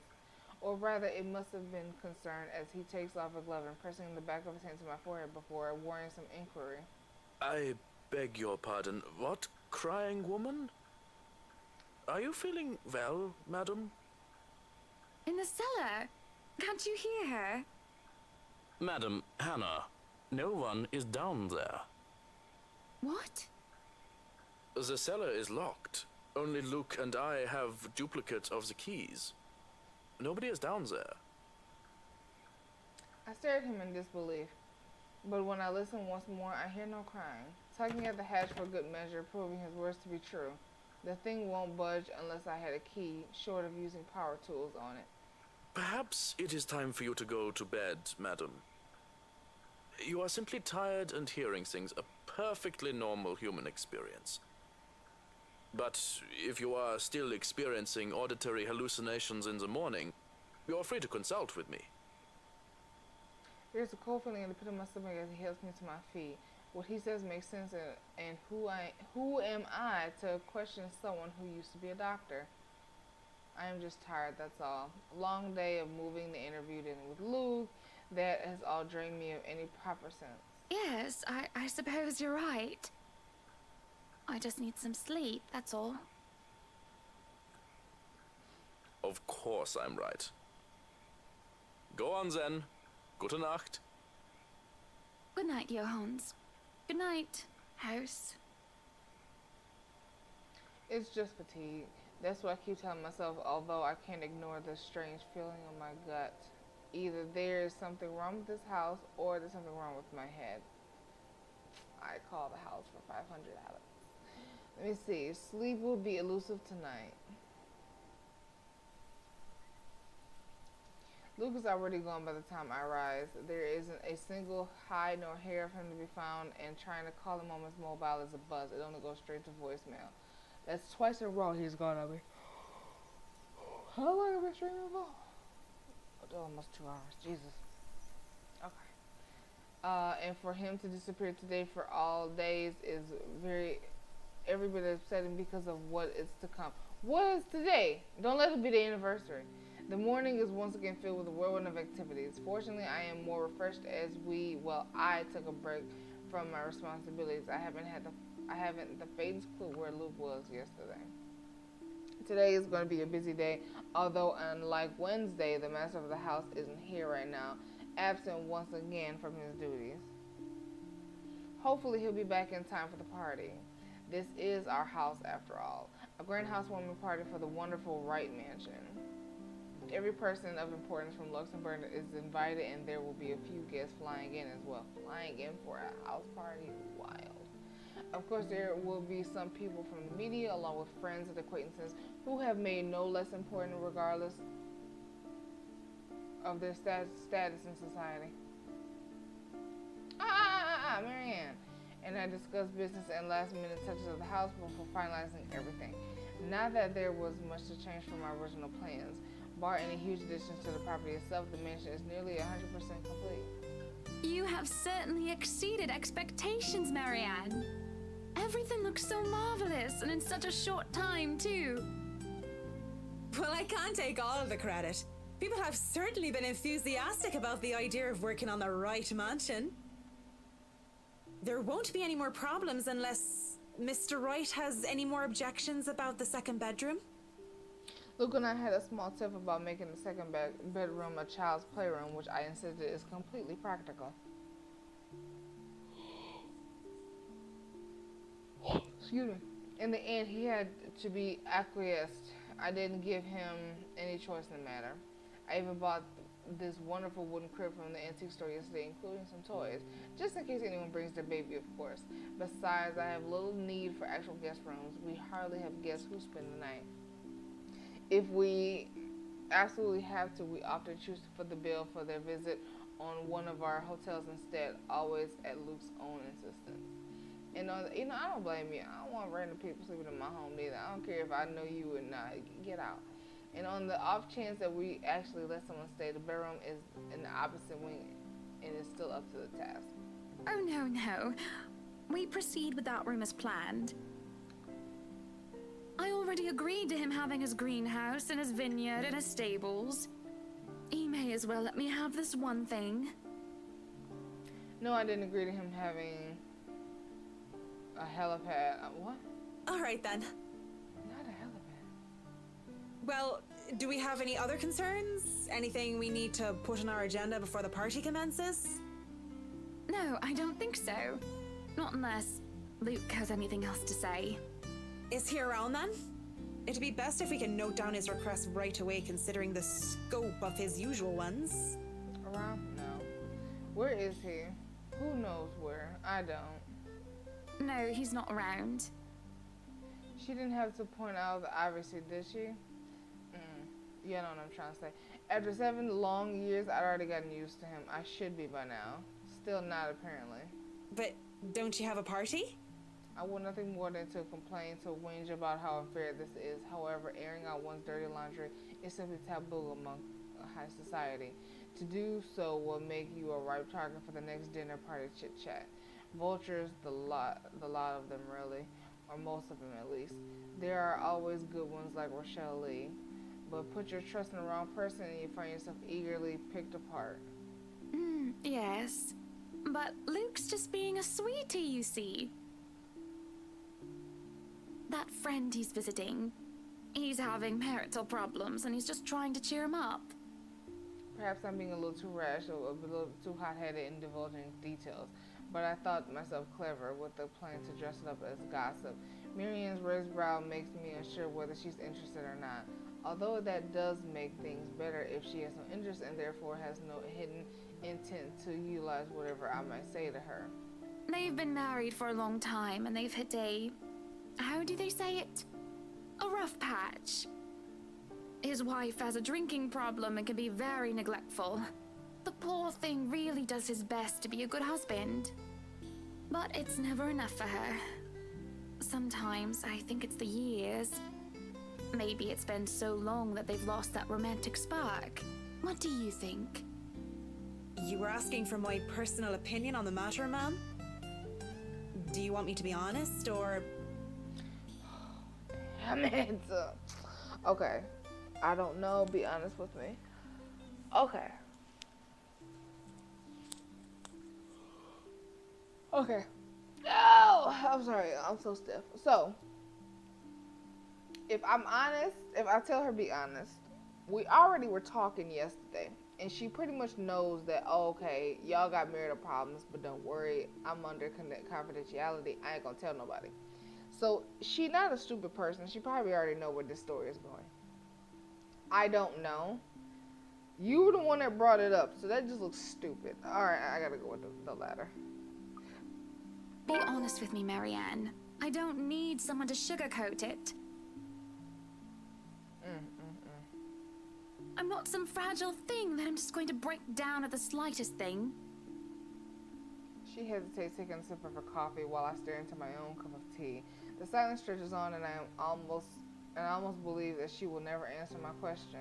I suppose that I shouldn't blame her, putting her in a tight spot like that. Her hesitation is understandable, though. I loathe to admit it. She simply wants this whole thing to stay professional. But then she speaks. If I'm going to be completely honest, I need to ask. This is about you, Mr. Wright, isn't it? She not stupid. She gonna figure it out, bro. It's my turn to hesitate now. I really didn't expect such a straightforward question. And to get to the heart of the matter, I suppose I'm not as clever as I think I'd like. I think I am, sort of. Or it is really that bad that an outsider can see our little marital troubles. Surely we aren't that obviously obvious. Of course y'all obvious. The boyfriend always got a drink in his hand and you always looking sour. What's going on? See, we've put up the act of perfect couple for years, although it hadn't always been an act. Marianne is just more keen than the average person, of course. It is a necessity to her career, and she's been working so closely with us. Yes, that's it. Suppose it is. What would you tell me? Then, I tell you it's none of my business. I tell you that I don't want to meddle.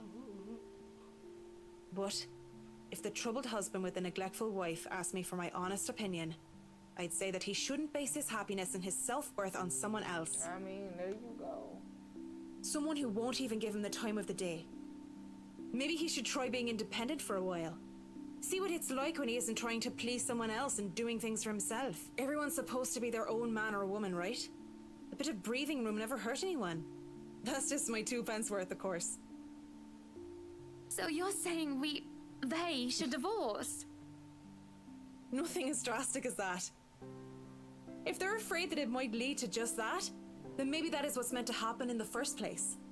We shouldn't let our fear control our lives, but it's just a short hiatus is all. Or, couples therapy? Look, I'm really not the best person to ask about relationships. So grain of salt and all that. She trails off, having said her piece, and leaves nothing but the smell of coffee and Earl Grey between us. There's a calm despite the nature of what has just been discussed. To say that her words make me start to think is an understatement. To say that I'm not considering her advice is a lie, and to say that this might just be the calm before the storm is a possibility. Others have had short marriages, yes, but plenty have celebrated long and happy ones as well. My own parents celebrated their choral anniversary before they passed. Oh, but 7 years? 7 years isn't a whole lot in the grand scheme of things. It isn't a whole lot of time to see what and where our relationship can bring us. And at the same time, 7 years, well, it hasn't been entirely made up of unhappy years, has it? It won't last forever. It's not supposed to anyway. I dread the thought of it might last for a very long time. Oh my gosh, I'm getting worse at reading out loud, y'all. I dread the thought that these small spats, these little disagreements will turn into all-out resentment. The idea that we will grow to hate each other with every fiber of our being scares me. I can't even pinpoint the exact moment when our blissful union turned sour. When did he start? Story a bit. When did he start to see other women lacking any ulterior motive? When did we start to cooperate only to suit our materialistic greed and attention-seeking other ways? Money and success, fame and glamour. Are those the only reasons we still stay together? There's a cough before Marianne clears her throat. I must have been quiet for a long time, and I moved to apologize when she stands. We both end up on our feet, unsure of how to proceed. Some sort of awkward shuffle occurs as we decide whether to sit back down or not. I really should handle what's left of the work. You won't be attending the party? Oh, you really must, Marianne. I'll try to stay and chat. Maybe grab a few bites and a drink, but I can't be around for the entirety of the event. My apologies. Busy, busy, busy. You must stay a while. I'd love for you to meet some of my friends, and they're ever so excited to meet you. Honey, that's a potential client's girl. You need to say hello to the Lees, at least. If it wasn't for them, I'd never even heard of you. We'll see. So, if I can be excused? Certainly. You'll have to excuse me as well. I must attend to the party before any early birds arrive. Because, believe me, they will throw a fuss if things aren't ready, even when they're not supposed to be here until an hour later.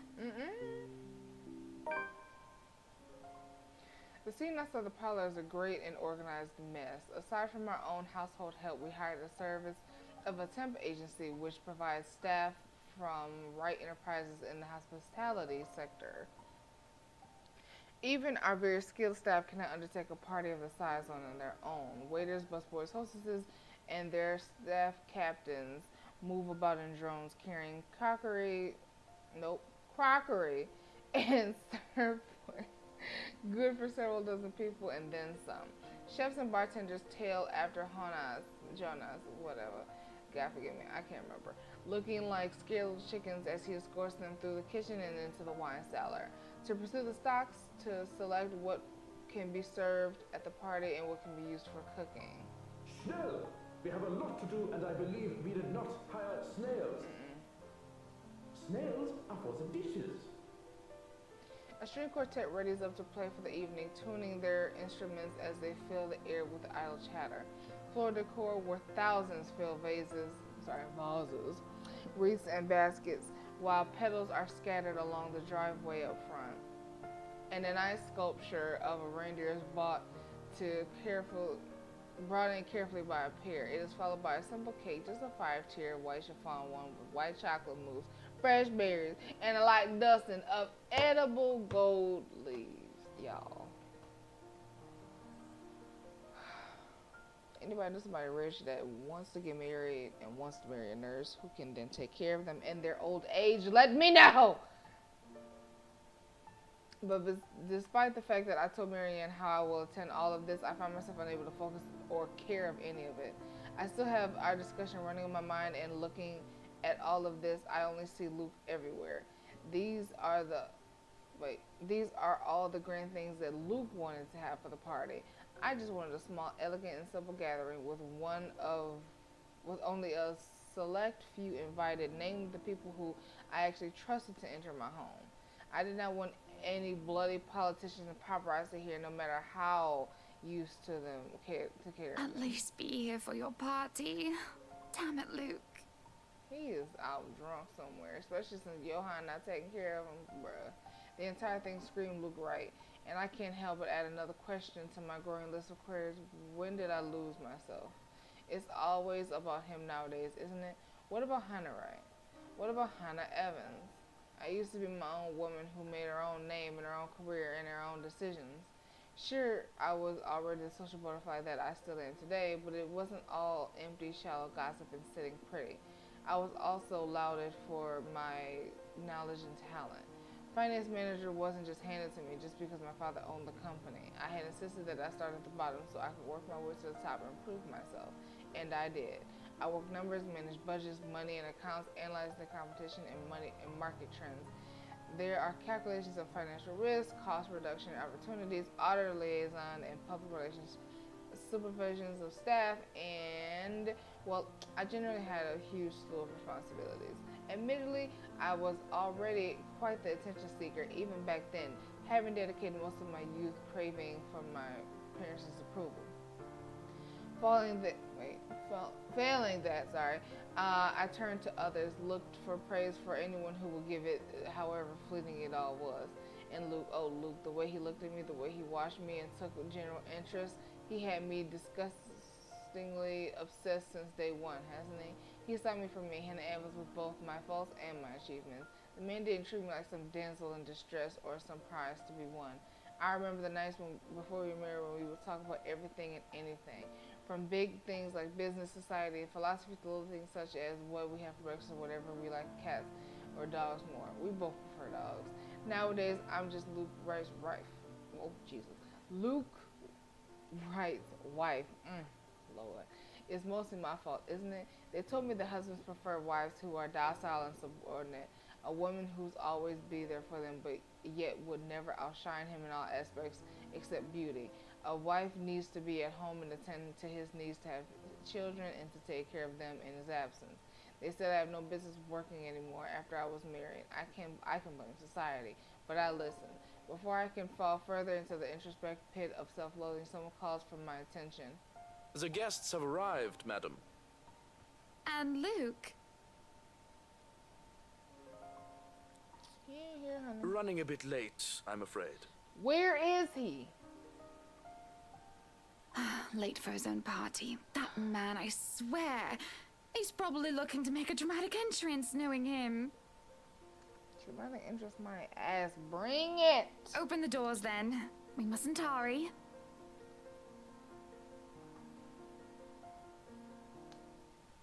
Cars line up the driveway and pepper the front of the mansion with vehicles of every kind. Grand tours, supercars, and even the odd high-end muscle car to convertibles, grand salons, and saloons, and other luxury cars can be seen parked by valets.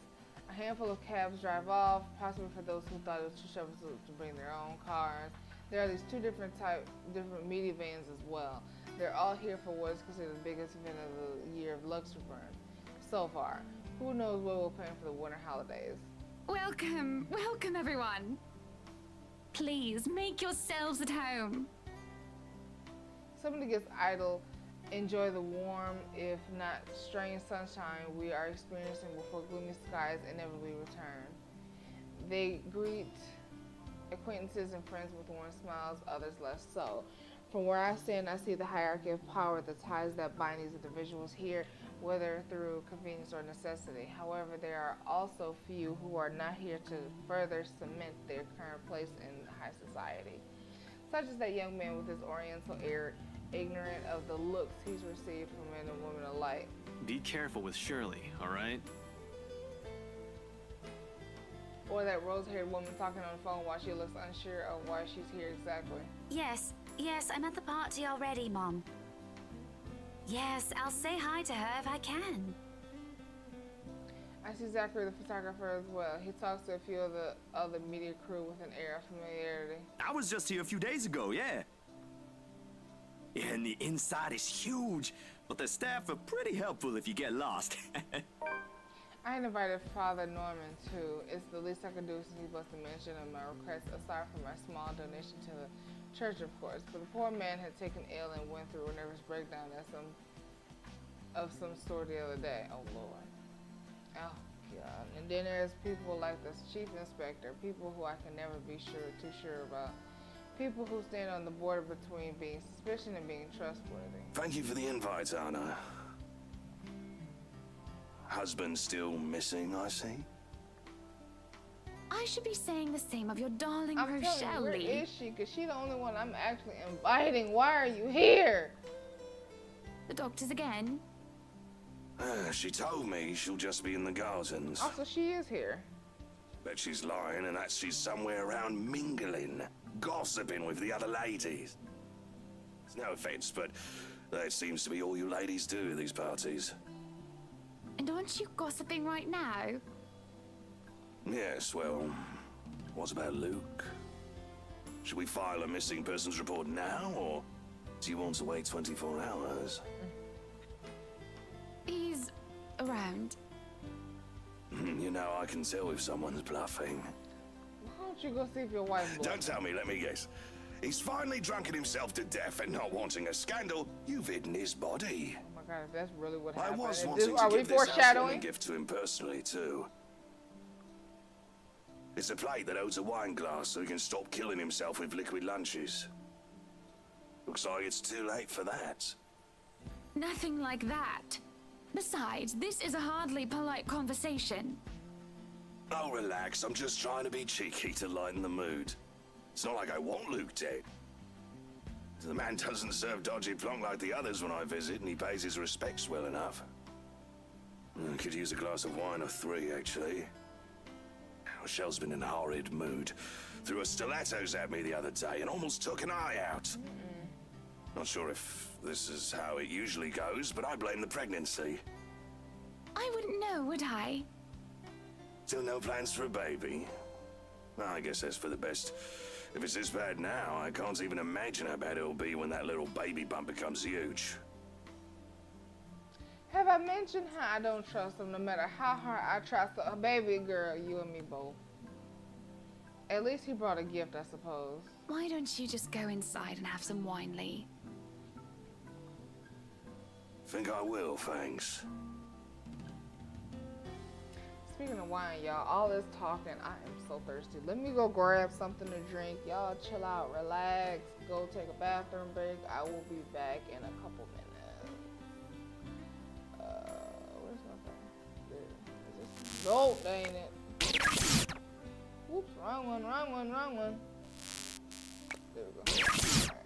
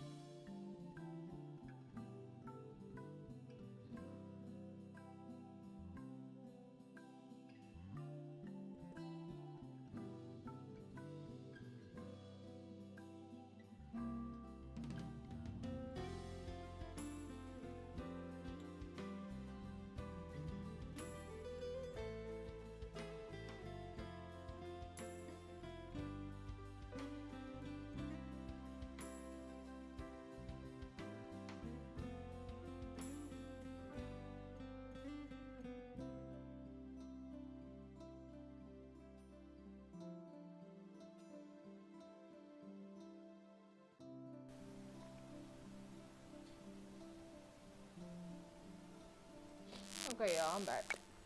So, so yeah, greetings such as these carry on as the guests continue to trickle in. Whether we have short conversations or merely shake the hands and nod heads, I make sure to attend and welcome each of them. As the first hour passes by, the rest of the stragglers and I join to the ballroom. Any latecomers will have the attention of the porter instead. I have a duty to attend to now. I'm telling you. Hosting parties is always the same old song and dance, no matter how big or small it is. You make sure your guests are well fed, have good company, and have them generally enjoy themselves. So when my opening remarks are done, when the band has started to play, and the guests have started eating, I find myself wandering around aimlessly unless I am pulled aside. For a while, I stay with a small group and entertain them before excusing myself. And when they're not anymore watching me, I end up watching them. When they don't listen, I do. A local banker is having trouble with his daughter. He wishes to marry her off, but she wants nothing more than just to make music. One of our hotel managers worry about the stolen belongings of one of his patrons. A failing and security which should be brought up to higher authority soon. Excuse me. Our mayor, well, his cat died. Then there's that rose-haired woman once again. It's hard not to notice her with the distinct locks. She lacks the grace of the other ladies have, though it does not make her any less beautiful. Her stance and the air she glues instead are strong, and they make her stand out despite her casual attire. Many men have already given her their attention, though each invitation to dance has been turned down. I approach intrigued, although it is no great mystery that what occupies her own attention with the glances she keeps sending towards the boy with the oriental hair. I'm telling you, I told y'all, she is over the moon. She remains unaware though as I stand beside her pretending that I am not there for a drink. You would catch his eye a lot better if you wore nicer clothes, don't you think? Didn't realize the housewarming was going to be this fancy. I would have gone with a nice dress if I knew.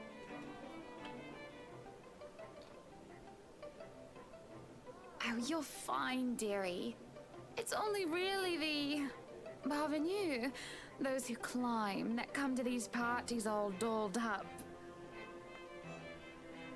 Quite the black-haired beauty, isn't he? The boy comes over, but I do nothing to speak any softer.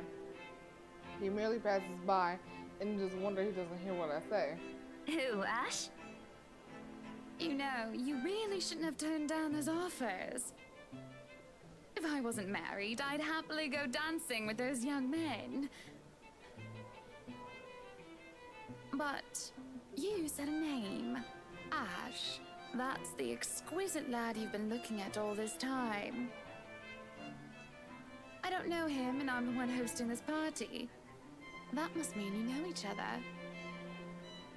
Is he your boyfriend then? Because that would explain those rejections.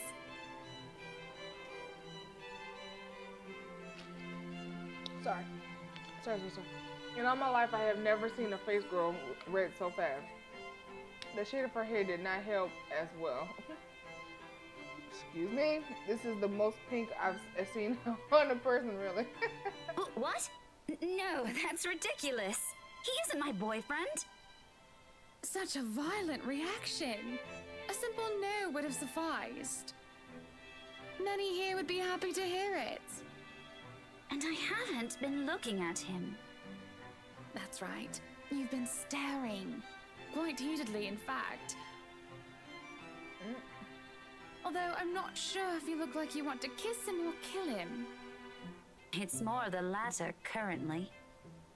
Just don't go murdering him on my property. I don't want to walk into a room and suddenly find a body. You might, regardless, honey. I waver as I feel the burning of someone's stares. It's chilling, and though I am used to enduring the gaze of others, this one makes the hairs on the back of my neck stand up. Oh. Oh, Lord. It is chilling, and though I am used to enduring the gaze of others, this one makes the hairs on the oh shit. My attention is pulled from the girl, and I see a woman staring, dark-haired and dirty. She looks like more of a beggar than a ghost, and I have half the mind to call security for her when my mouth breaks out into a grin. All I hear is her laughing, taunting. Her stare makes my blood turn cold. She looks at me like I am nothing but a pig to slaughter for her amusement. It makes my hand shake, and I nearly drop my drink. But then in a blink, she's gone, and the buzz of the party returns. I'll keep that in mind, but are you all right? Yes, sorry. I just thought I saw something strange. It must be the trick of the light. Anyway, on a right, as you must already know.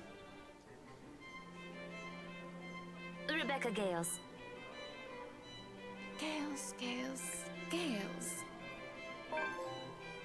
The name's familiar, like a fond memory. I recall a kind lady, a private tutor, who treated me like her own daughter when I was young. She even bring me food when there was no need to do so. Usually stubbies, I don't know, which I honestly haven't been too keen about, though I ate them nonetheless because she brought them for me. Oh, the professor! And your little Becky! My parents couldn't make it since they're in Scotland right now. And Mom says hi, by the way. But yeah, that's me. Little Becky. We met once before. Yes, oh, I remember you! You were the cutest little thing with glasses! And when we met, you were having boy troubles with this lad called something with an A. Same one! What was it again? Aaron, Alan, Adele, Albert, Alexander. Baby, she Andrew? just said it 2 seconds ago. The more I list off names, the more red and the more quiet Becky gets. She starts to look a little bit miserable as her body language shows discomfort and stiffness. Perhaps I've triggered a horrid childhood memory. Surely I haven't been mean when she visited with her mother. I don't quite remember all of it. Ashton! Ash! That man is that boy! Same Damn. one. The same one for how many Oh, years? goodness me, after all these years! That's wild. I can see why, though. He's quite dashing. You don't really need to announce it to everyone within earshot, you know? Keep it down. I'm so sorry, but it really is cute. And a tad bit sad. Damn, girl. This is a nice party, Miss Wright. Mrs. Please, Anna's fine. Oh, sorry. We're friends of a sort, aren't we? We must be friends, seeing as I know about your little infatuation, Becky. Babe. Don't you worry, dearie. You'll have your happy ending yet. I'm not too concerned about that, am I? That's not what I'm looking for. Oh? And what makes you think that? Doesn't everybody want their happy ending? The idea of happy endings sounds like they're just for fairy tales. And they are, sorta. I don't think you can just sit around, trapped in some tower and hope for the best.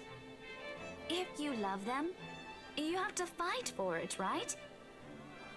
You're not just going to sit there and hope that everything will just fix itself on its own. Like everything, you have to work at it. But what do I know? There's a grimace, although she starts to relax around my presence. How long has it been since we met as children? Certainly a long time ago. She was a tiny back then, if I recall I'm sure correctly. the daughter of the two greatest professors I've ever known is smart enough to know what she's talking about. But have you told him how you feel? And it's been what? 20 years? Damn. 17, actually. 17, baby. Listen. I know. Okay, I've had a couple crushes in my lifetime as well. But sooner or later, you gotta let that shit go. 17 years, and he is hell bent on getting that other little thing. Honey, let him go. Let him go. Or at least tell him. Oh my gosh. But no, not yet. He can be a bit He ain't dense. dense. He don't like you. I was hoping that maybe he'd notice on his own and... No. Well, that won't do. What if you two become husband and wife? He's not to be dense when he's sworn himself to another person. Why, you might just as well consider leaving before the day's even begun. If that happens, I'll have to give him a good ear bashing, won't I? Whoever anyone ends up with, it's not going to be a perfect relationship anyway. There's going to be things you'll love and things you'll hate about the other person. We're just humans. It's funny. Here I am, trying to give you advice when you did the very same thing back then. I remember you giving me a makeover when we were still kids, and you were the first I told anyone about my crush. Oh, sorry. I do remember now that she mentions it. Did I give her that yellow summer dress or the pink blouse and petticoat? She must have kept some of what I said in mind. It feels ridiculous remembering all those years later talking about boys and how they go crazy for pretty girls, as if it's some gospel every woman should adhere to. It was so easy to say such things back then, with me not knowing any better. Though, looking at her now, she must have kept some of what I said in mind. Perhaps I did say something good at the time, enough for her to take it to heart. But all that didn't matter in the moment as I mull over what she's just said in my head. What Becky told me is very different from what Marianne told me. There is no time to ponder over that, however. With a hush descends upon the once lively crowd, the music of strings and the clatter shows a grinding halt as the doors of the foyer open. Who's the showstopper? Let me see. The last of the latecomers should have arrived moments ago, and anyone else this late would simply be too embarrassed to show their face. So this can only be one person, or one man. This ninja. There's only one man who is audacious enough to arrive at his own party so late. Good evening, ladies and gents. Enjoying the party. Liquor in his hand. Jeez. I hope I'm not too late in welcoming you all to the right mansion. Unlike I, who raised in the spotlight and simply grew used to his presence, he sought it out every chance he could, even when there was no spotlight that shone. And I'll never put it against him, but he smiled when he smiles like that. He did so quite brilliantly under the scrutiny when he channels his showmanship. You can tell by the way people's eyes light up as he speaks, how they listen enraptured, even if all he's doing is a simple greeting. A little wave of his hand here and a small smile there and a bit of swagger. I always tell him that, not me getting British, if he is not to be a businessman, he'll do well as an entertainer. I love this side of him, especially when he looks at me and he beckons me over to humbly share his place. Not a single second is wasted as I excuse myself from Becky's side and I make my way to Luke's. Welcome one and all to our humble abode. Tonight, if you have yet to find yourself in your roles, you are all ladies and lords of the court of your king and queen, if you would excuse my presumptuousness. So, enjoy the feast that has been laid out for your senses as we only allowed the best to be served. Enjoy the rest of your night, everyone! There's a round of applause, cheers, and even some hoots. Lord. Guests approach us from the left and the right to shake Luke's hand and greet him personally, praises on their lips. It is because of this I do not see her. I do not see her until she is dangerously close and fear in your eyes and she's already spitting venom. Ooh! Ooh! Johannes restrains her, taking care not to unnecessarily harm the pregnant woman. Lee? Let me see, is that, wait, I'm sorry, I'm getting flustered. But that does little to deter her rage, and the man has no choice but to let her go. At least an unborn child is hurt, and he ain't about to be the cause of it. I don't blame him. Although it might be too late for that. Is it his kid? Oh my god. I'm sorry, y'all.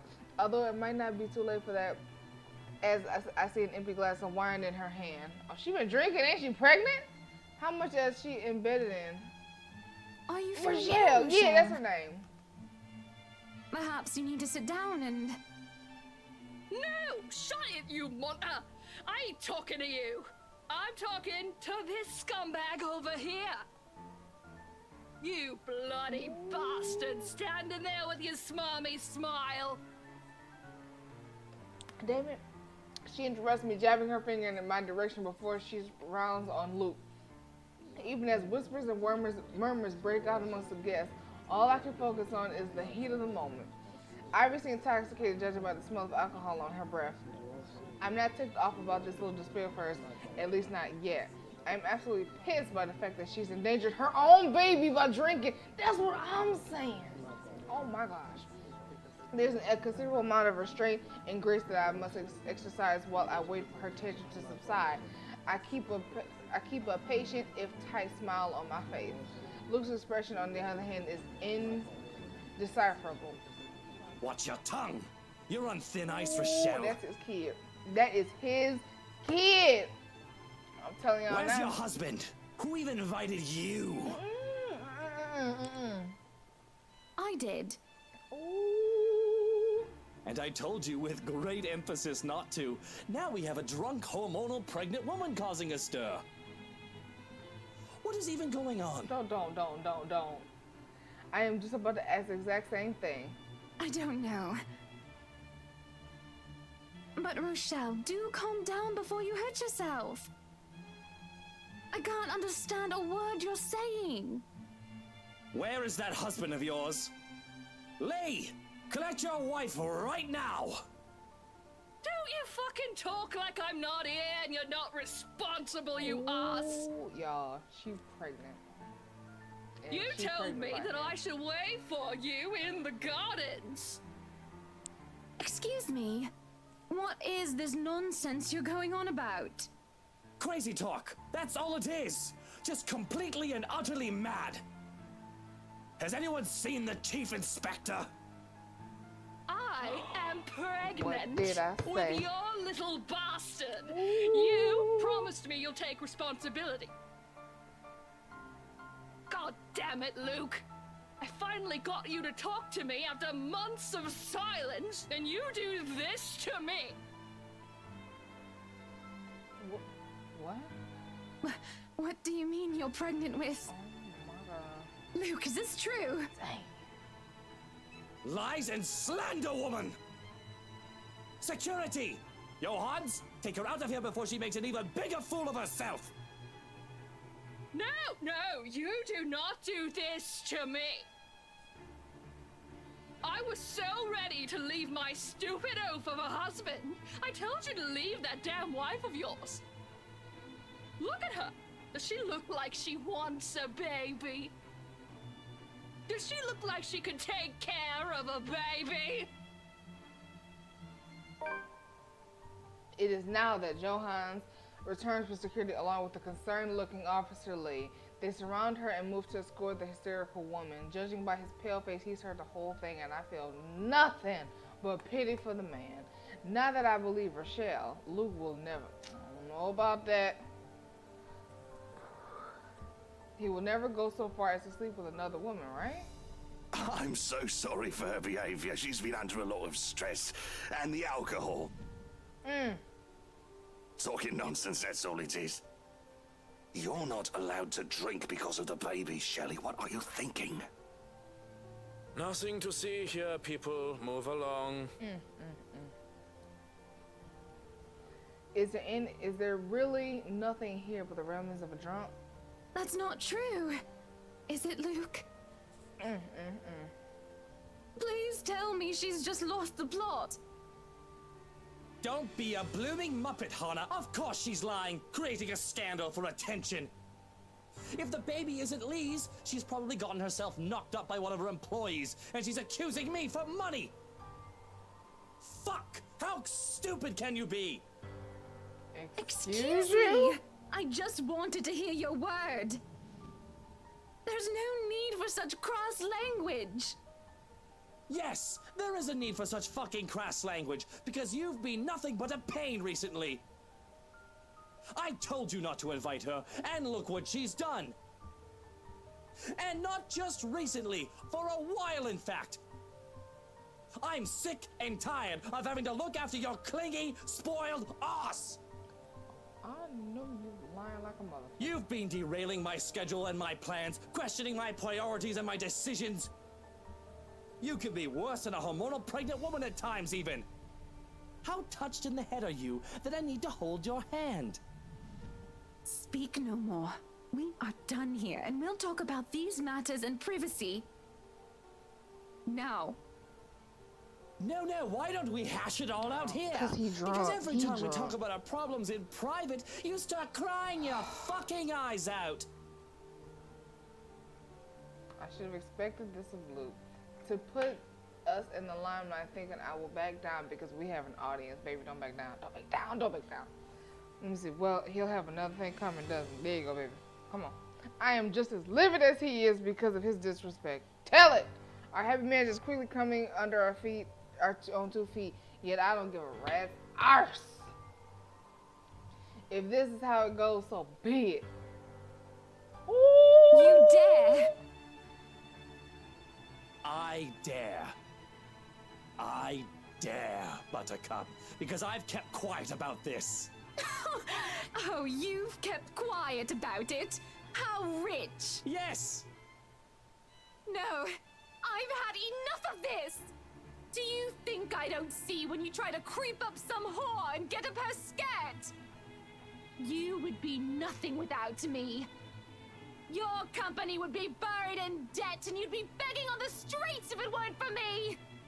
She lies! Don't listen to her! And I've had enough of you. So guess what?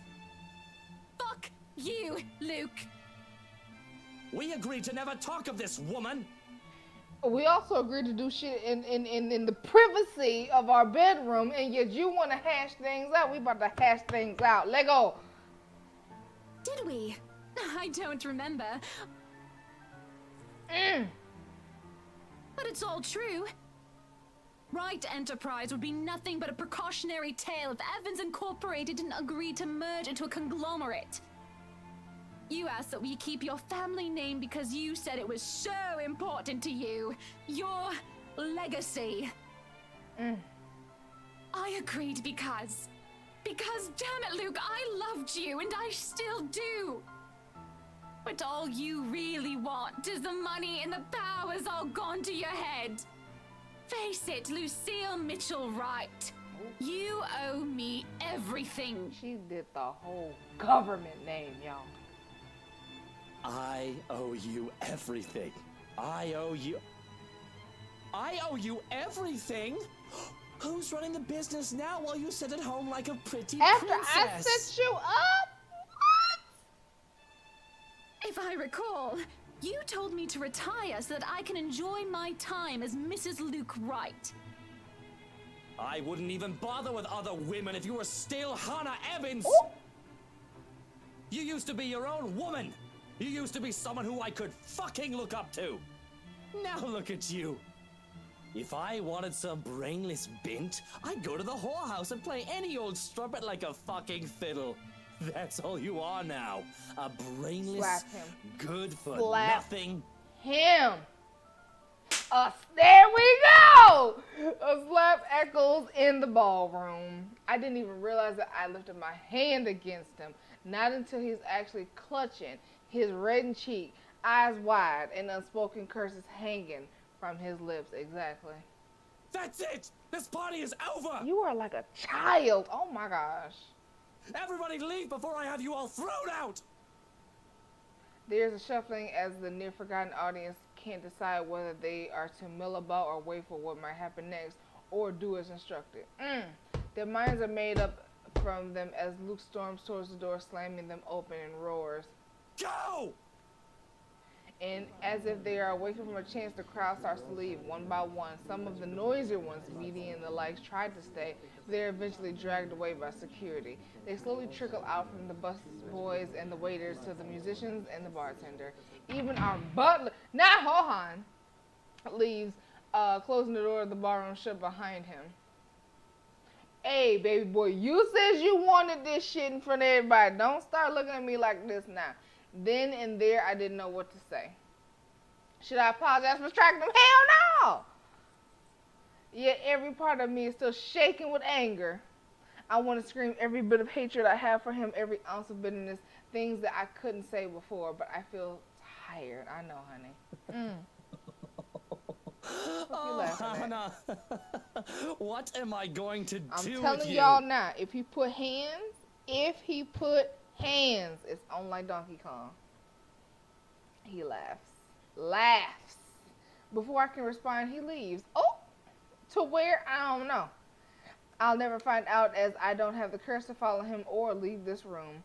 Slumping into the nearest chair, all I see is his face, red and wide-eyed. His empty laugh echoes over and over again. Only the walls act as my audience now, and I can feel their accusing eyes burning into me. What accusing? There will be no sleep tonight. Yes, there will. I'm gonna sleep like a whole entire baby. I said, huh? Okay, journal update. Okay. And let me see. And come morning, as we breakfast, the meal is silent and strained. I cut too deeply into my sausage, and I almost excuse myself. Have I not spied Luke mashing and stirring his poached egg with a fork like a petulant child? I'm telling you, he is acting like a whole child. Conversation is terse, though that is not a big surprise. What else can you say after you verbally lashed out at each other in public, and one day a little physical? And I'm here for it. Let me see. Apologies seem like trifle things now in comparison to what transpired last night. Never go to bed angry, y'all. That's all I gotta say. Y'all hash everything out and get on some sort of common ground before you go to sleep. I'm not the one to rush when eating, but withdrawing sounds like the best course of action. I can leave the dining hall, hold myself up somewhere where I won't be bothered. And he has work today. I almost have gotten away with it too if he hadn't spoken up all of a sudden. Hannah, wait. Don't go just yet. Please. Please. What is it, Lucille? Oh, I love the full government. I have thought upon it that perhaps I am at fault for what happened yesterday and for your frustrations. I have been a neglectful husband, and if you would still have me, I hope to correct that. I don't trust him, y'all. There's not much to do today for me, and I was hoping that we might be able to talk it out. If you are willing to still work it out with me, you will have my afternoon. Just your afternoon? He stands and approaches with steps carefully and wary. He treats me as if I'll take flight at any moment and be ridiculous if I don't find it even a bit endearing. Tiny bit endearing. He's scared you're going to give him that 2 pieces of biscuit. Stop. And when he stands before me, he takes both my hands into his, ready for the declaration. You will have my afternoon and every moment after for the rest of your life, if you are willing. Y'all, I don't trust him. He got that girl pregnant, and now he's trying to solidify the relationship. So just in case it come out that she won't leave, I'm telling you now. Oh my gosh. I hate it. I hate how he can easily make me fall in love with him all over again. Just this one chance. And if you don't show up, I may very well just pack my bags and go. You hear me? Unpack his bags. I just got into this thing. What you talking about? Loud and clear. Off to work I go then. Until later, Buttercup. His grip is tight, but he kisses my hands before letting it fall. I feel lighter in spite of it all. That leaves me with the rest of the day and nothing really. I thought I'd have to spend it making plans to leave this house and him, but instead he has me worrying and feeling relieved at the same time. It is quite a paradoxal. I still have plans to... I know the word, but I always forget how to say it. Issue? Something like that. Everything and everyone until the afternoon, which is proving to be quite difficult, as everywhere I look, Hohan seemed to appear out of thin air. I love our butler among along with his wonderful husband and 2 darling children, but he never seems to understand the concept of privacy or personal space at the worst of times. The man is often quiet, Jesus, even while he works, and I can forget that he's there with no trouble. It's the principle of things, however. What are you doing? He's told me to look after you. This isn't going to turn out well, you know. Pardon? You should just leave. If I were you, I'd left a long time ago. You have the choice to do so, you know. Not everyone does. Is that what you've been stalking me all morning for? To tell me to leave my husband? It is not going to turn out well, mein Freund. Gosh, he knows. He knows. He knows that that girl's pregnant. Oh, God, I clicked it before doing that. I think it says something about him looking weary. He still stands tall and his body portrays no emotion, but his mouth is set a grim, harsh line, and there's a slight furrow of his brow. Curious and minute details that one won't find unless they care to look, and these little things trouble me. Still, if he believes that I'll leave when Luke is extending an olive branch toward me, well, he's wrong. And that's your opinion, Johannes. If you wouldn't mind, I'd like to be left alone with my thoughts, please. If you'd like privacy, I suggest finding it somewhere else, then. Somewhere outside the house, maybe? I'm going to my room. Tell Luke that I'll be waiting for him there. I'd really rather not. Bro, what is it? That's an order, Johannes. I'm so confused. The remaining hours pass with little fanfare, as my wish to be left alone is respected. I only see Johannes again when he brings me my supper. Oh, she said how you say it too. Bolognese? I don't know. Along with squid ink brooch. Absolutely not. Something that I haven't requested, but I'm grateful nonetheless. And once more after that to clear my plates away and inform me that Luke is back home. Honey, I'm out. Hearing him call for me fills with a certain dread and reasons I can't comprehend. Didn't they say they were going to be hanging out all day today? What happened? Yeah, something in the back of my head is nagging me. It is irrational, but I feel myself freeze in trepidation. I have to will myself to breathe when I am conscious of the fact I've been holding it in. Darling, love, buttercup, why aren't you answering? Oh, he drunk. Is when and easy I answer. Upstairs, Luke! There's a moment when I'm nothing but a bundle of nerves. His footsteps echo in the hallway and the clear of the door sends chills down my spine. Here I am expecting a warm welcome home, and here you are locked up in the room like a shut-in. Oh, Hannah, what am I to do with you? Look at You're here, looking Lucia. a little bit pale. Are you all right? I must have had something funny, actually. Maybe from the party last night. Maybe breakfast or lunch. Is it the bully bus or the brooch? Johannes had been acting really strangely while you were gone. Do you think? Do I think Oh, what? sorry. That he poisoned you? Don't be silly. He wouldn't do such a thing unless I tell him to.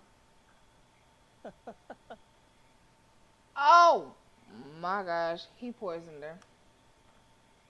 He poisoned her. That does nothing to ease my nausea and only makes my stomach churn even more. I try to smile and laugh along, but I cannot put on a fake face this time. Oh! Oh! Oh! He pulls me into his arms. In his hold, I feel safe. Or should I have to leave? And there's still a stirring restlessness inside me. Don't you worry. If you are sick, I'll take care of you myself. Oh my gosh. I did tell you that you'll have my afternoon and every moment after for as long as you live, didn't I? Oh my gosh, y'all. I am just so worried about my poor wifey. Not wifey. That Rochelle woman had some nerve, and I've insulted your honor so. My poor wifey has been through so much. This ninja gone insane. It is when I feel his hold painfully tight that the dread turns into fear. Oh, Lola, she looking at, she looking at. My poor, spoiled wifey, Hannah fucking Evans. Hold on, y'all. Pause for like 2 seconds. Ninja, I help your business flourish. You told me don't work, and now I'm spoiled? Come on. Stop playing with my soul. Stop playing with my soul. Silver spoon in her mouth. Never had to lift a finger in her goddamn life. And yet she still started from the bottom of her parents' company and still worked her way up to the top. Stop playing with my soul. I'm tired of them. Poor wifey trying to ruin everything for me. All that I've worked so hard for. She'll just take it all away. You ain't did shit Just but like run a that. building into the ground. Stop playing with my soul. We've got to fix that. You know, you and I. We have to make sure you don't pull a dodgy stunt like the one you did last night. Even if we have to take you out of the picture. Oh my gosh. Permanently. As he presses something sharp into my back, that I realized far too late what he holds in his hand. Why are you doing this? Oh my gosh. My life is in his hands, held hostage at a knife's edge. Because, Hannah, darling, it's never enough. I want it all. And he wishes to end it. Does he not love me anymore? Has our ties eroded so badly that he'll never, that he'll even go this far? This is preposterous, surreal. Yet here I am frozen in his embrace while he holds a knife to my back. The very man I loved and trusted the most is the one to kill me. Oh! And sadly enough, this is the longest he's held me in a long while. It's a contradiction, both beautiful and horrific. How did it come to this? You don't have to do this. You can still have it all, Luke. Just please. Don't you love me? I don't know, honey. That makes him pause. Oh, I still do, Hannah. I do love you. But you're outliving your usefulness. In fact, you're becoming a pain in the arse, just like your dear old dad. What did you do to my daddy? Now I'm doing you a favor, and you'll be with him again. Real soon. Dignity and grace is forgotten as I become a blubbering mess, begging to be spared. Please spill from my lips prayers to Luke for his mercy, because please, I don't want to go. I'm not ready to go. I still want a family, our family, and I want to do more. I can't help but cry about the things that should have been a husband, children, and a home. But I'm going to be cut short. My plea falls on deaf ears. And although I don't feel it immediately, the way he loses his hold on me says as much. There's no pain at first, only shock, until a dull throbbing radiates from my back. It's like an itch that I can't reach, which gets worse and worse until it's all I can focus on. I panic as the pain becomes too much to bear, and I wish nothing else but for death to consume me now. My body spasms, trembling and shaking, and the pain fires up anew when Luke, the monster, twists the knife deeper. Breathing is next to impossible. Every time I try, it only feels like I'm drowning. Soon enough, I taste blood on my tongue like copper, yet both salty and sweet. And here I am laughing like a bloody loon, though my laughter is nothing more but a wet, raspy chuckle. Slowly, I am losing myself. What's so funny? Deeper and deeper yet, he starts laughing. We would have been so beautiful. I drown in his laughter. Oh my gosh, she's gone! Oh!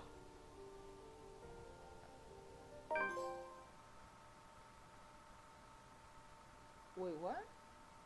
I've unlocked a memory fragment. What is going on in this picture? Zachary. Yo, that was so much quicker than the first one. The first one was like 5 hours. So this was. Oh, wait. I ain't saved one time. Hold on. I'm gonna do this. There we go. The pleasant aroma hits me as long before I cross the threshold. Listen to me now. I kinda wanna wait for tomorrow for this one. I kinda do. How long have I been streaming for? Ain't even been 3 hours yet. Honest to God, y'all, I was expecting a legit 5 hour. Easily. Cause they look. Let's look at the relationships. So, we're on Zachary. What is his name? Oh, Luke, that Negro. All right. Oh, Hannah.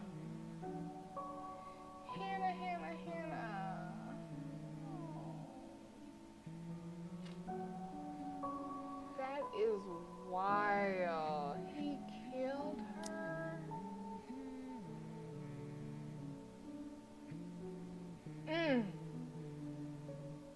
I'm sorry, y'all. I'm getting emotional because it's like, yo.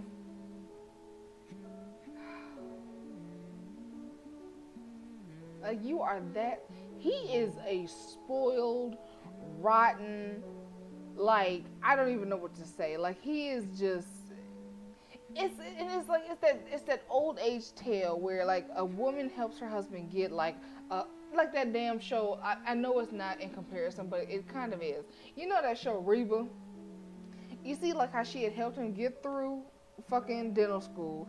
He's all happy and everything, and then as soon as he gets where he wants to be, he starts cheating and shit like that. Like, Wavy, V, how are you? Hey, like. It just, like that right there, it pisses me off because it's like they kind of forget where they came from. Like, you realize you so deluded thinking, oh, I have the best business, I'm making all this money, but you were about to go up, belly up, if it hadn't been for her and her financial expertise. That's the only reason why you good now, but you done forgot that. Made her quit, talking about, oh, I want you to be at home and be the Mrs. whatever, right? And now, when you get reminded that, oh yeah, you would be nothing without her, all of a sudden now, oh, she gotta go. What you mean she gotta go? And then you got the nerve to get somebody, your best friend's wife pregnant? Man, you know what?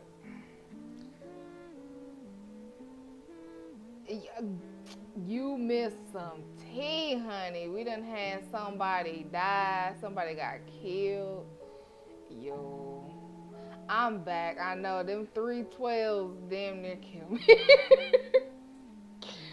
Oh, man, I'm telling y'all missed it. I'm going to keep going just because it is like 7:53 and technically I'm supposed to be streaming at this time. I started early just because, yeah, let me see. It's gaming tea in here. It is. It really is. All right, y'all. Let's go. Let me see. The pleasant aroma hits me long before I cross the threshold. Faint light warm reminder of what home is. Pa's stern but commanding gaze, Ma's tender smiles, the sunlight filtering through the eaves in the morning, and the distinct smell of cinnamon and vanilla as it drifts through the air every time something cooks from the room. The room, our room, my and Pa's pride and joy.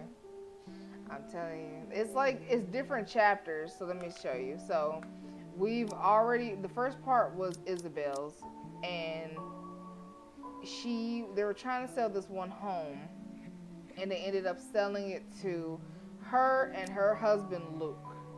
And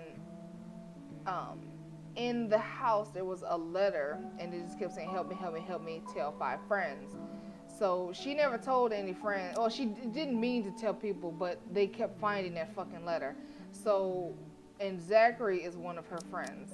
So the story that y'all missed, we were playing as Hannah, and she's having like a rough marriage, because her husband's like not paying attention to her, it's all about him, blah, blah, blah. Meanwhile, they got married in order to save his business because she's like a financial guru. So at the end, he kind of like, I don't even want you anymore. You don't do anything but stay at home, blah, blah, blah. Meanwhile, that's what he told her to do when they got married. And he got in his feels because she slapped him in front of a whole party, and he ended up killing her, talking about like you're past your usefulness.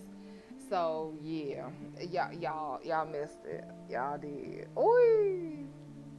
But yeah, now we about to play his thing, like chapter.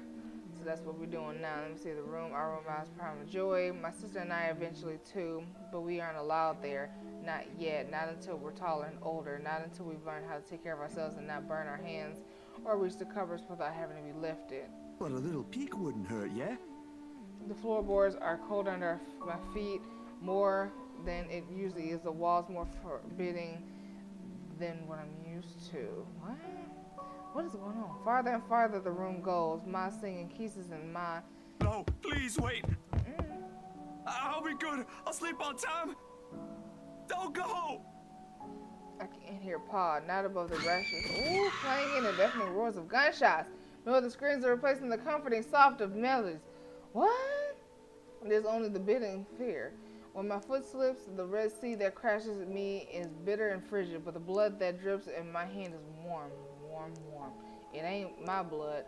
The walls tumble and everything goes quiet. If you don't wake up from this thing, thank you. Oh, yeah, yeah. What day is this? 25th? Oh, wait. So is this after... Wait.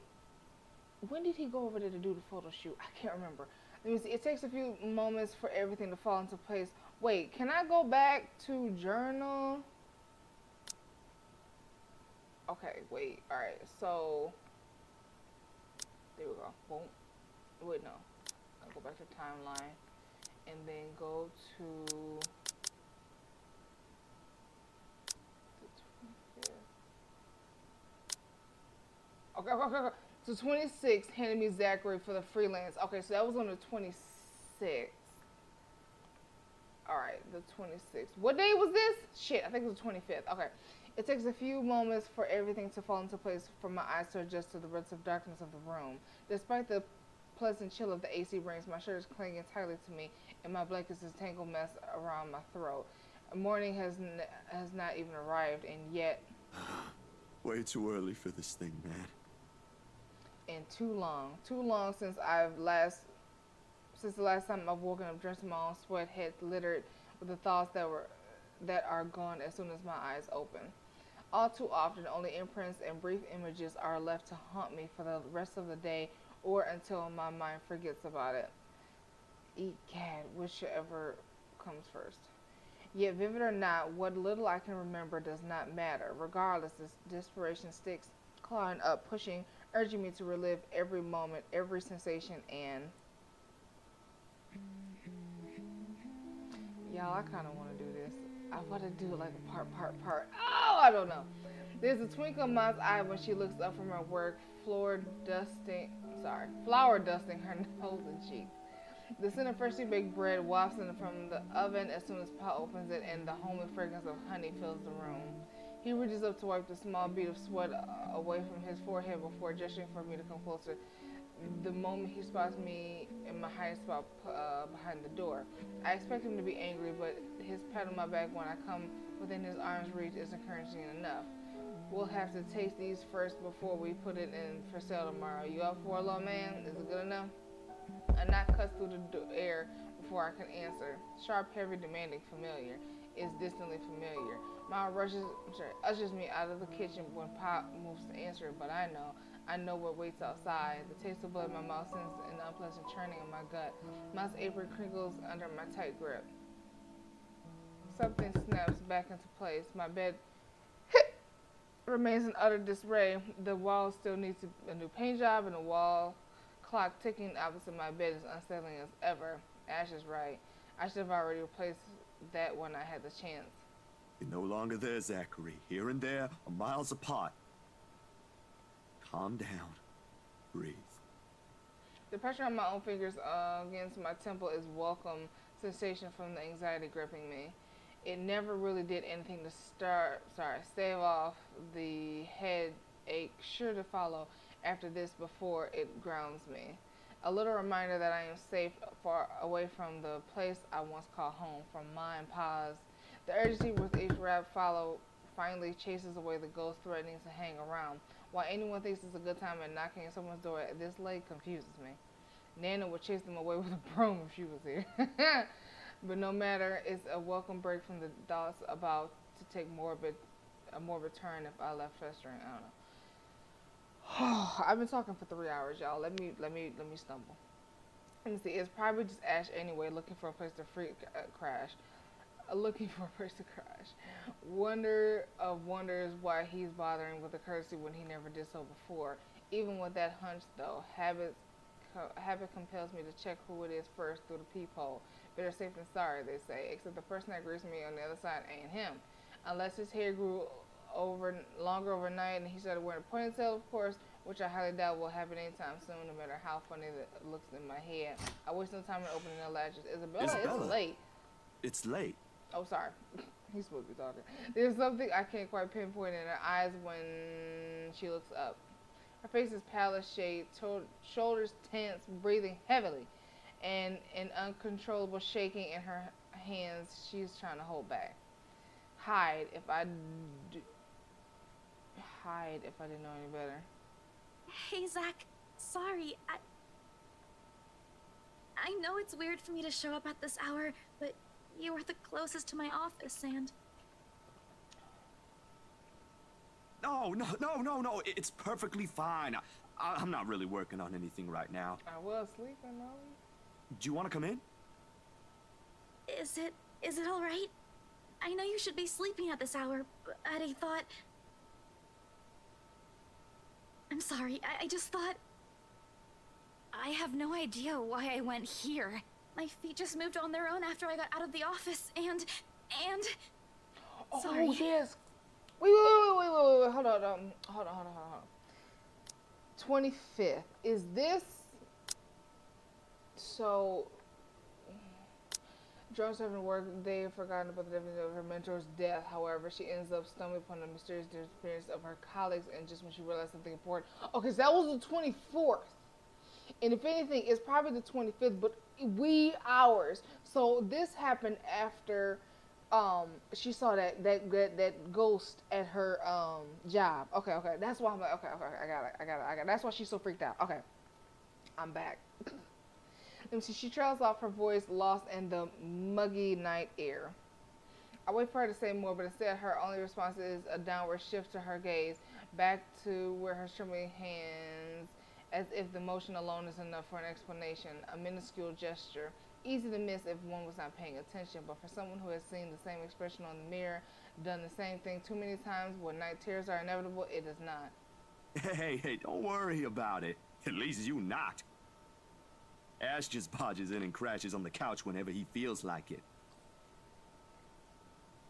I swear that guy is one fine hairline away from being a criminal. Without waiting for an answer, I step away from the door and saunter over to the kitchenette. For a few good seconds, only the clinking of plates can be heard above the I don't know. I clicked it too early. Late as it may be for a snack, the familiar emotions keep me occupied, steering my mind away from the dangerous thoughts. Isabella's company is not unwelcome either. Whatever her reason for showing up here at such an hour doesn't matter. I'll be damned if I just turned her away, frazzled as she is. The door clicks shut behind her when she finally enters, feet shuffling softly against the tiled floor. In all the years I've known her, she's never once lost her ever upbeat spirit. Yet in this particular moment, as she stands in the doorway, holding her arms close to herself, it's as if I'm looking at someone completely withdrawn from the person I've come to know all these years. Do you want to drink or eat anything? I haven't restocked my food stash yet, so ingredients may be a bit limited. But I'm sure I can whip something up with what I have here. Just water will do, please. Thanks, Zach. What? No additional food requests? That's new. I'll put something together for you anyway. And feel free to make yourself at home. You ain't exactly a new visitor here. Although my room's not at its most presentable right now. Sorry. New freelance gigs and such. Didn't have time to fix things up here lately. It's okay. I don't mind. Usually she'd have something to say more about that. a witty remark to provoke a laughter or two. Nothing from her this time. Only a weak smile before she takes a seat on the couch, and a silence that stretches out until what we left hanging feels disconcerting. Yeah, disconcerting. Before everything turns stifling and awkward, I continue talking, if only to keep the dead air at bay. How's one supposed to keep a conversation going when the person you're talking to is like this? Anyway, Gigs. Can you believe this one client we got? Don't bring it out. Boss had all my scheduled shoots shifted after they caught wind of this couple buying a new property. Wrong Man, conversation. must be nice to have all the money in the world. Wrong time. The world itself moves for you, huh? She's got up on the side of the couch and hugging her knees close when I bring the tray carrying the sandwiches and the water she requested. She starts to straighten up as I'm unloading the contents, but pauses as soon as I hold up my hand as a holding gesture. You're a guest. Didn't I say you're free to make yourself at home?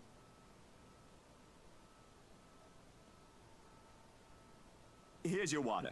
Careful.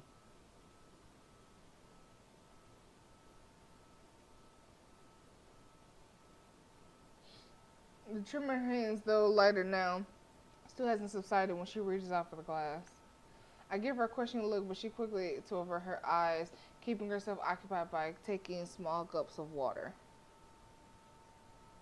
Or maybe she just doesn't want to ask questions. Worrying? This sudden loss of words, this bout of quiet, not normal present in our chats. Even the creaking of the old chair when I casually take the seat is welcoming break. Although the company is familiar, this is going way past unnerving. What happened? Overtime at work? She doesn't answer immediately. Another gulp drains her glass of its remaining contents. One would think it would be enough to help her recover, yet she doesn't lose her taut grip on the glass as she crazily in her lap. Her eyes take an unfocused gaze when she speaks again. Yeah. Boss handed me extra work today. After what happened. To Rose. Rose? Why do I feel like you've mentioned her before? Sorry, I'm better with remembering faces than names. You and me both, my brother. She was my coworker. That will take some getting used to. I was just talking to her the other day. Was? Did she resign or something? I think I'm missing a few details here, Bella. You've never met her. I think I did mention her once or twice. It doesn't matter. You probably heard her name recently from the news than me. Something clicks then. A little memory from the night before. The bright red lights of the dark room, the strong odor of the stop bath, the television's barely audible murmur in the background, and a glimpse of a bloody room. The news is everywhere, even in the morning that follows. I just didn't think its effects would strike me someone this close to me. Damn. I didn't mean to bring that up. No, like I said, it'll take some getting used to, but it'll get better. I hope it will. Things might become a little busier for me, though. She left a lot of things unfinished, and I'm one of the few people in the office who knows how she works. Boss thinks the transition will be easier if I handle it. Y'all don't hate me. I want to do this in the next chapter tomorrow. I want to know what's happening too. Y'all don't even realize I want to know how much, but I just feel like it would be better if I did a chapter a day.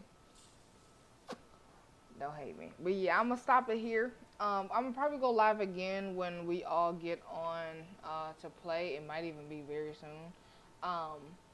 But yeah, don't forget to like, follow, subscribe wherever you're watching so that you can be notified when I go live, or if I let you guys know ahead of time when I'll go live. Don't forget to like the channel. It's free and it helps it out. And you know how it is wherever you are. I hope you're having a wonderful morning, afternoon, evening, and night. Self-love, all that good gingerbread. And I'll see you next time.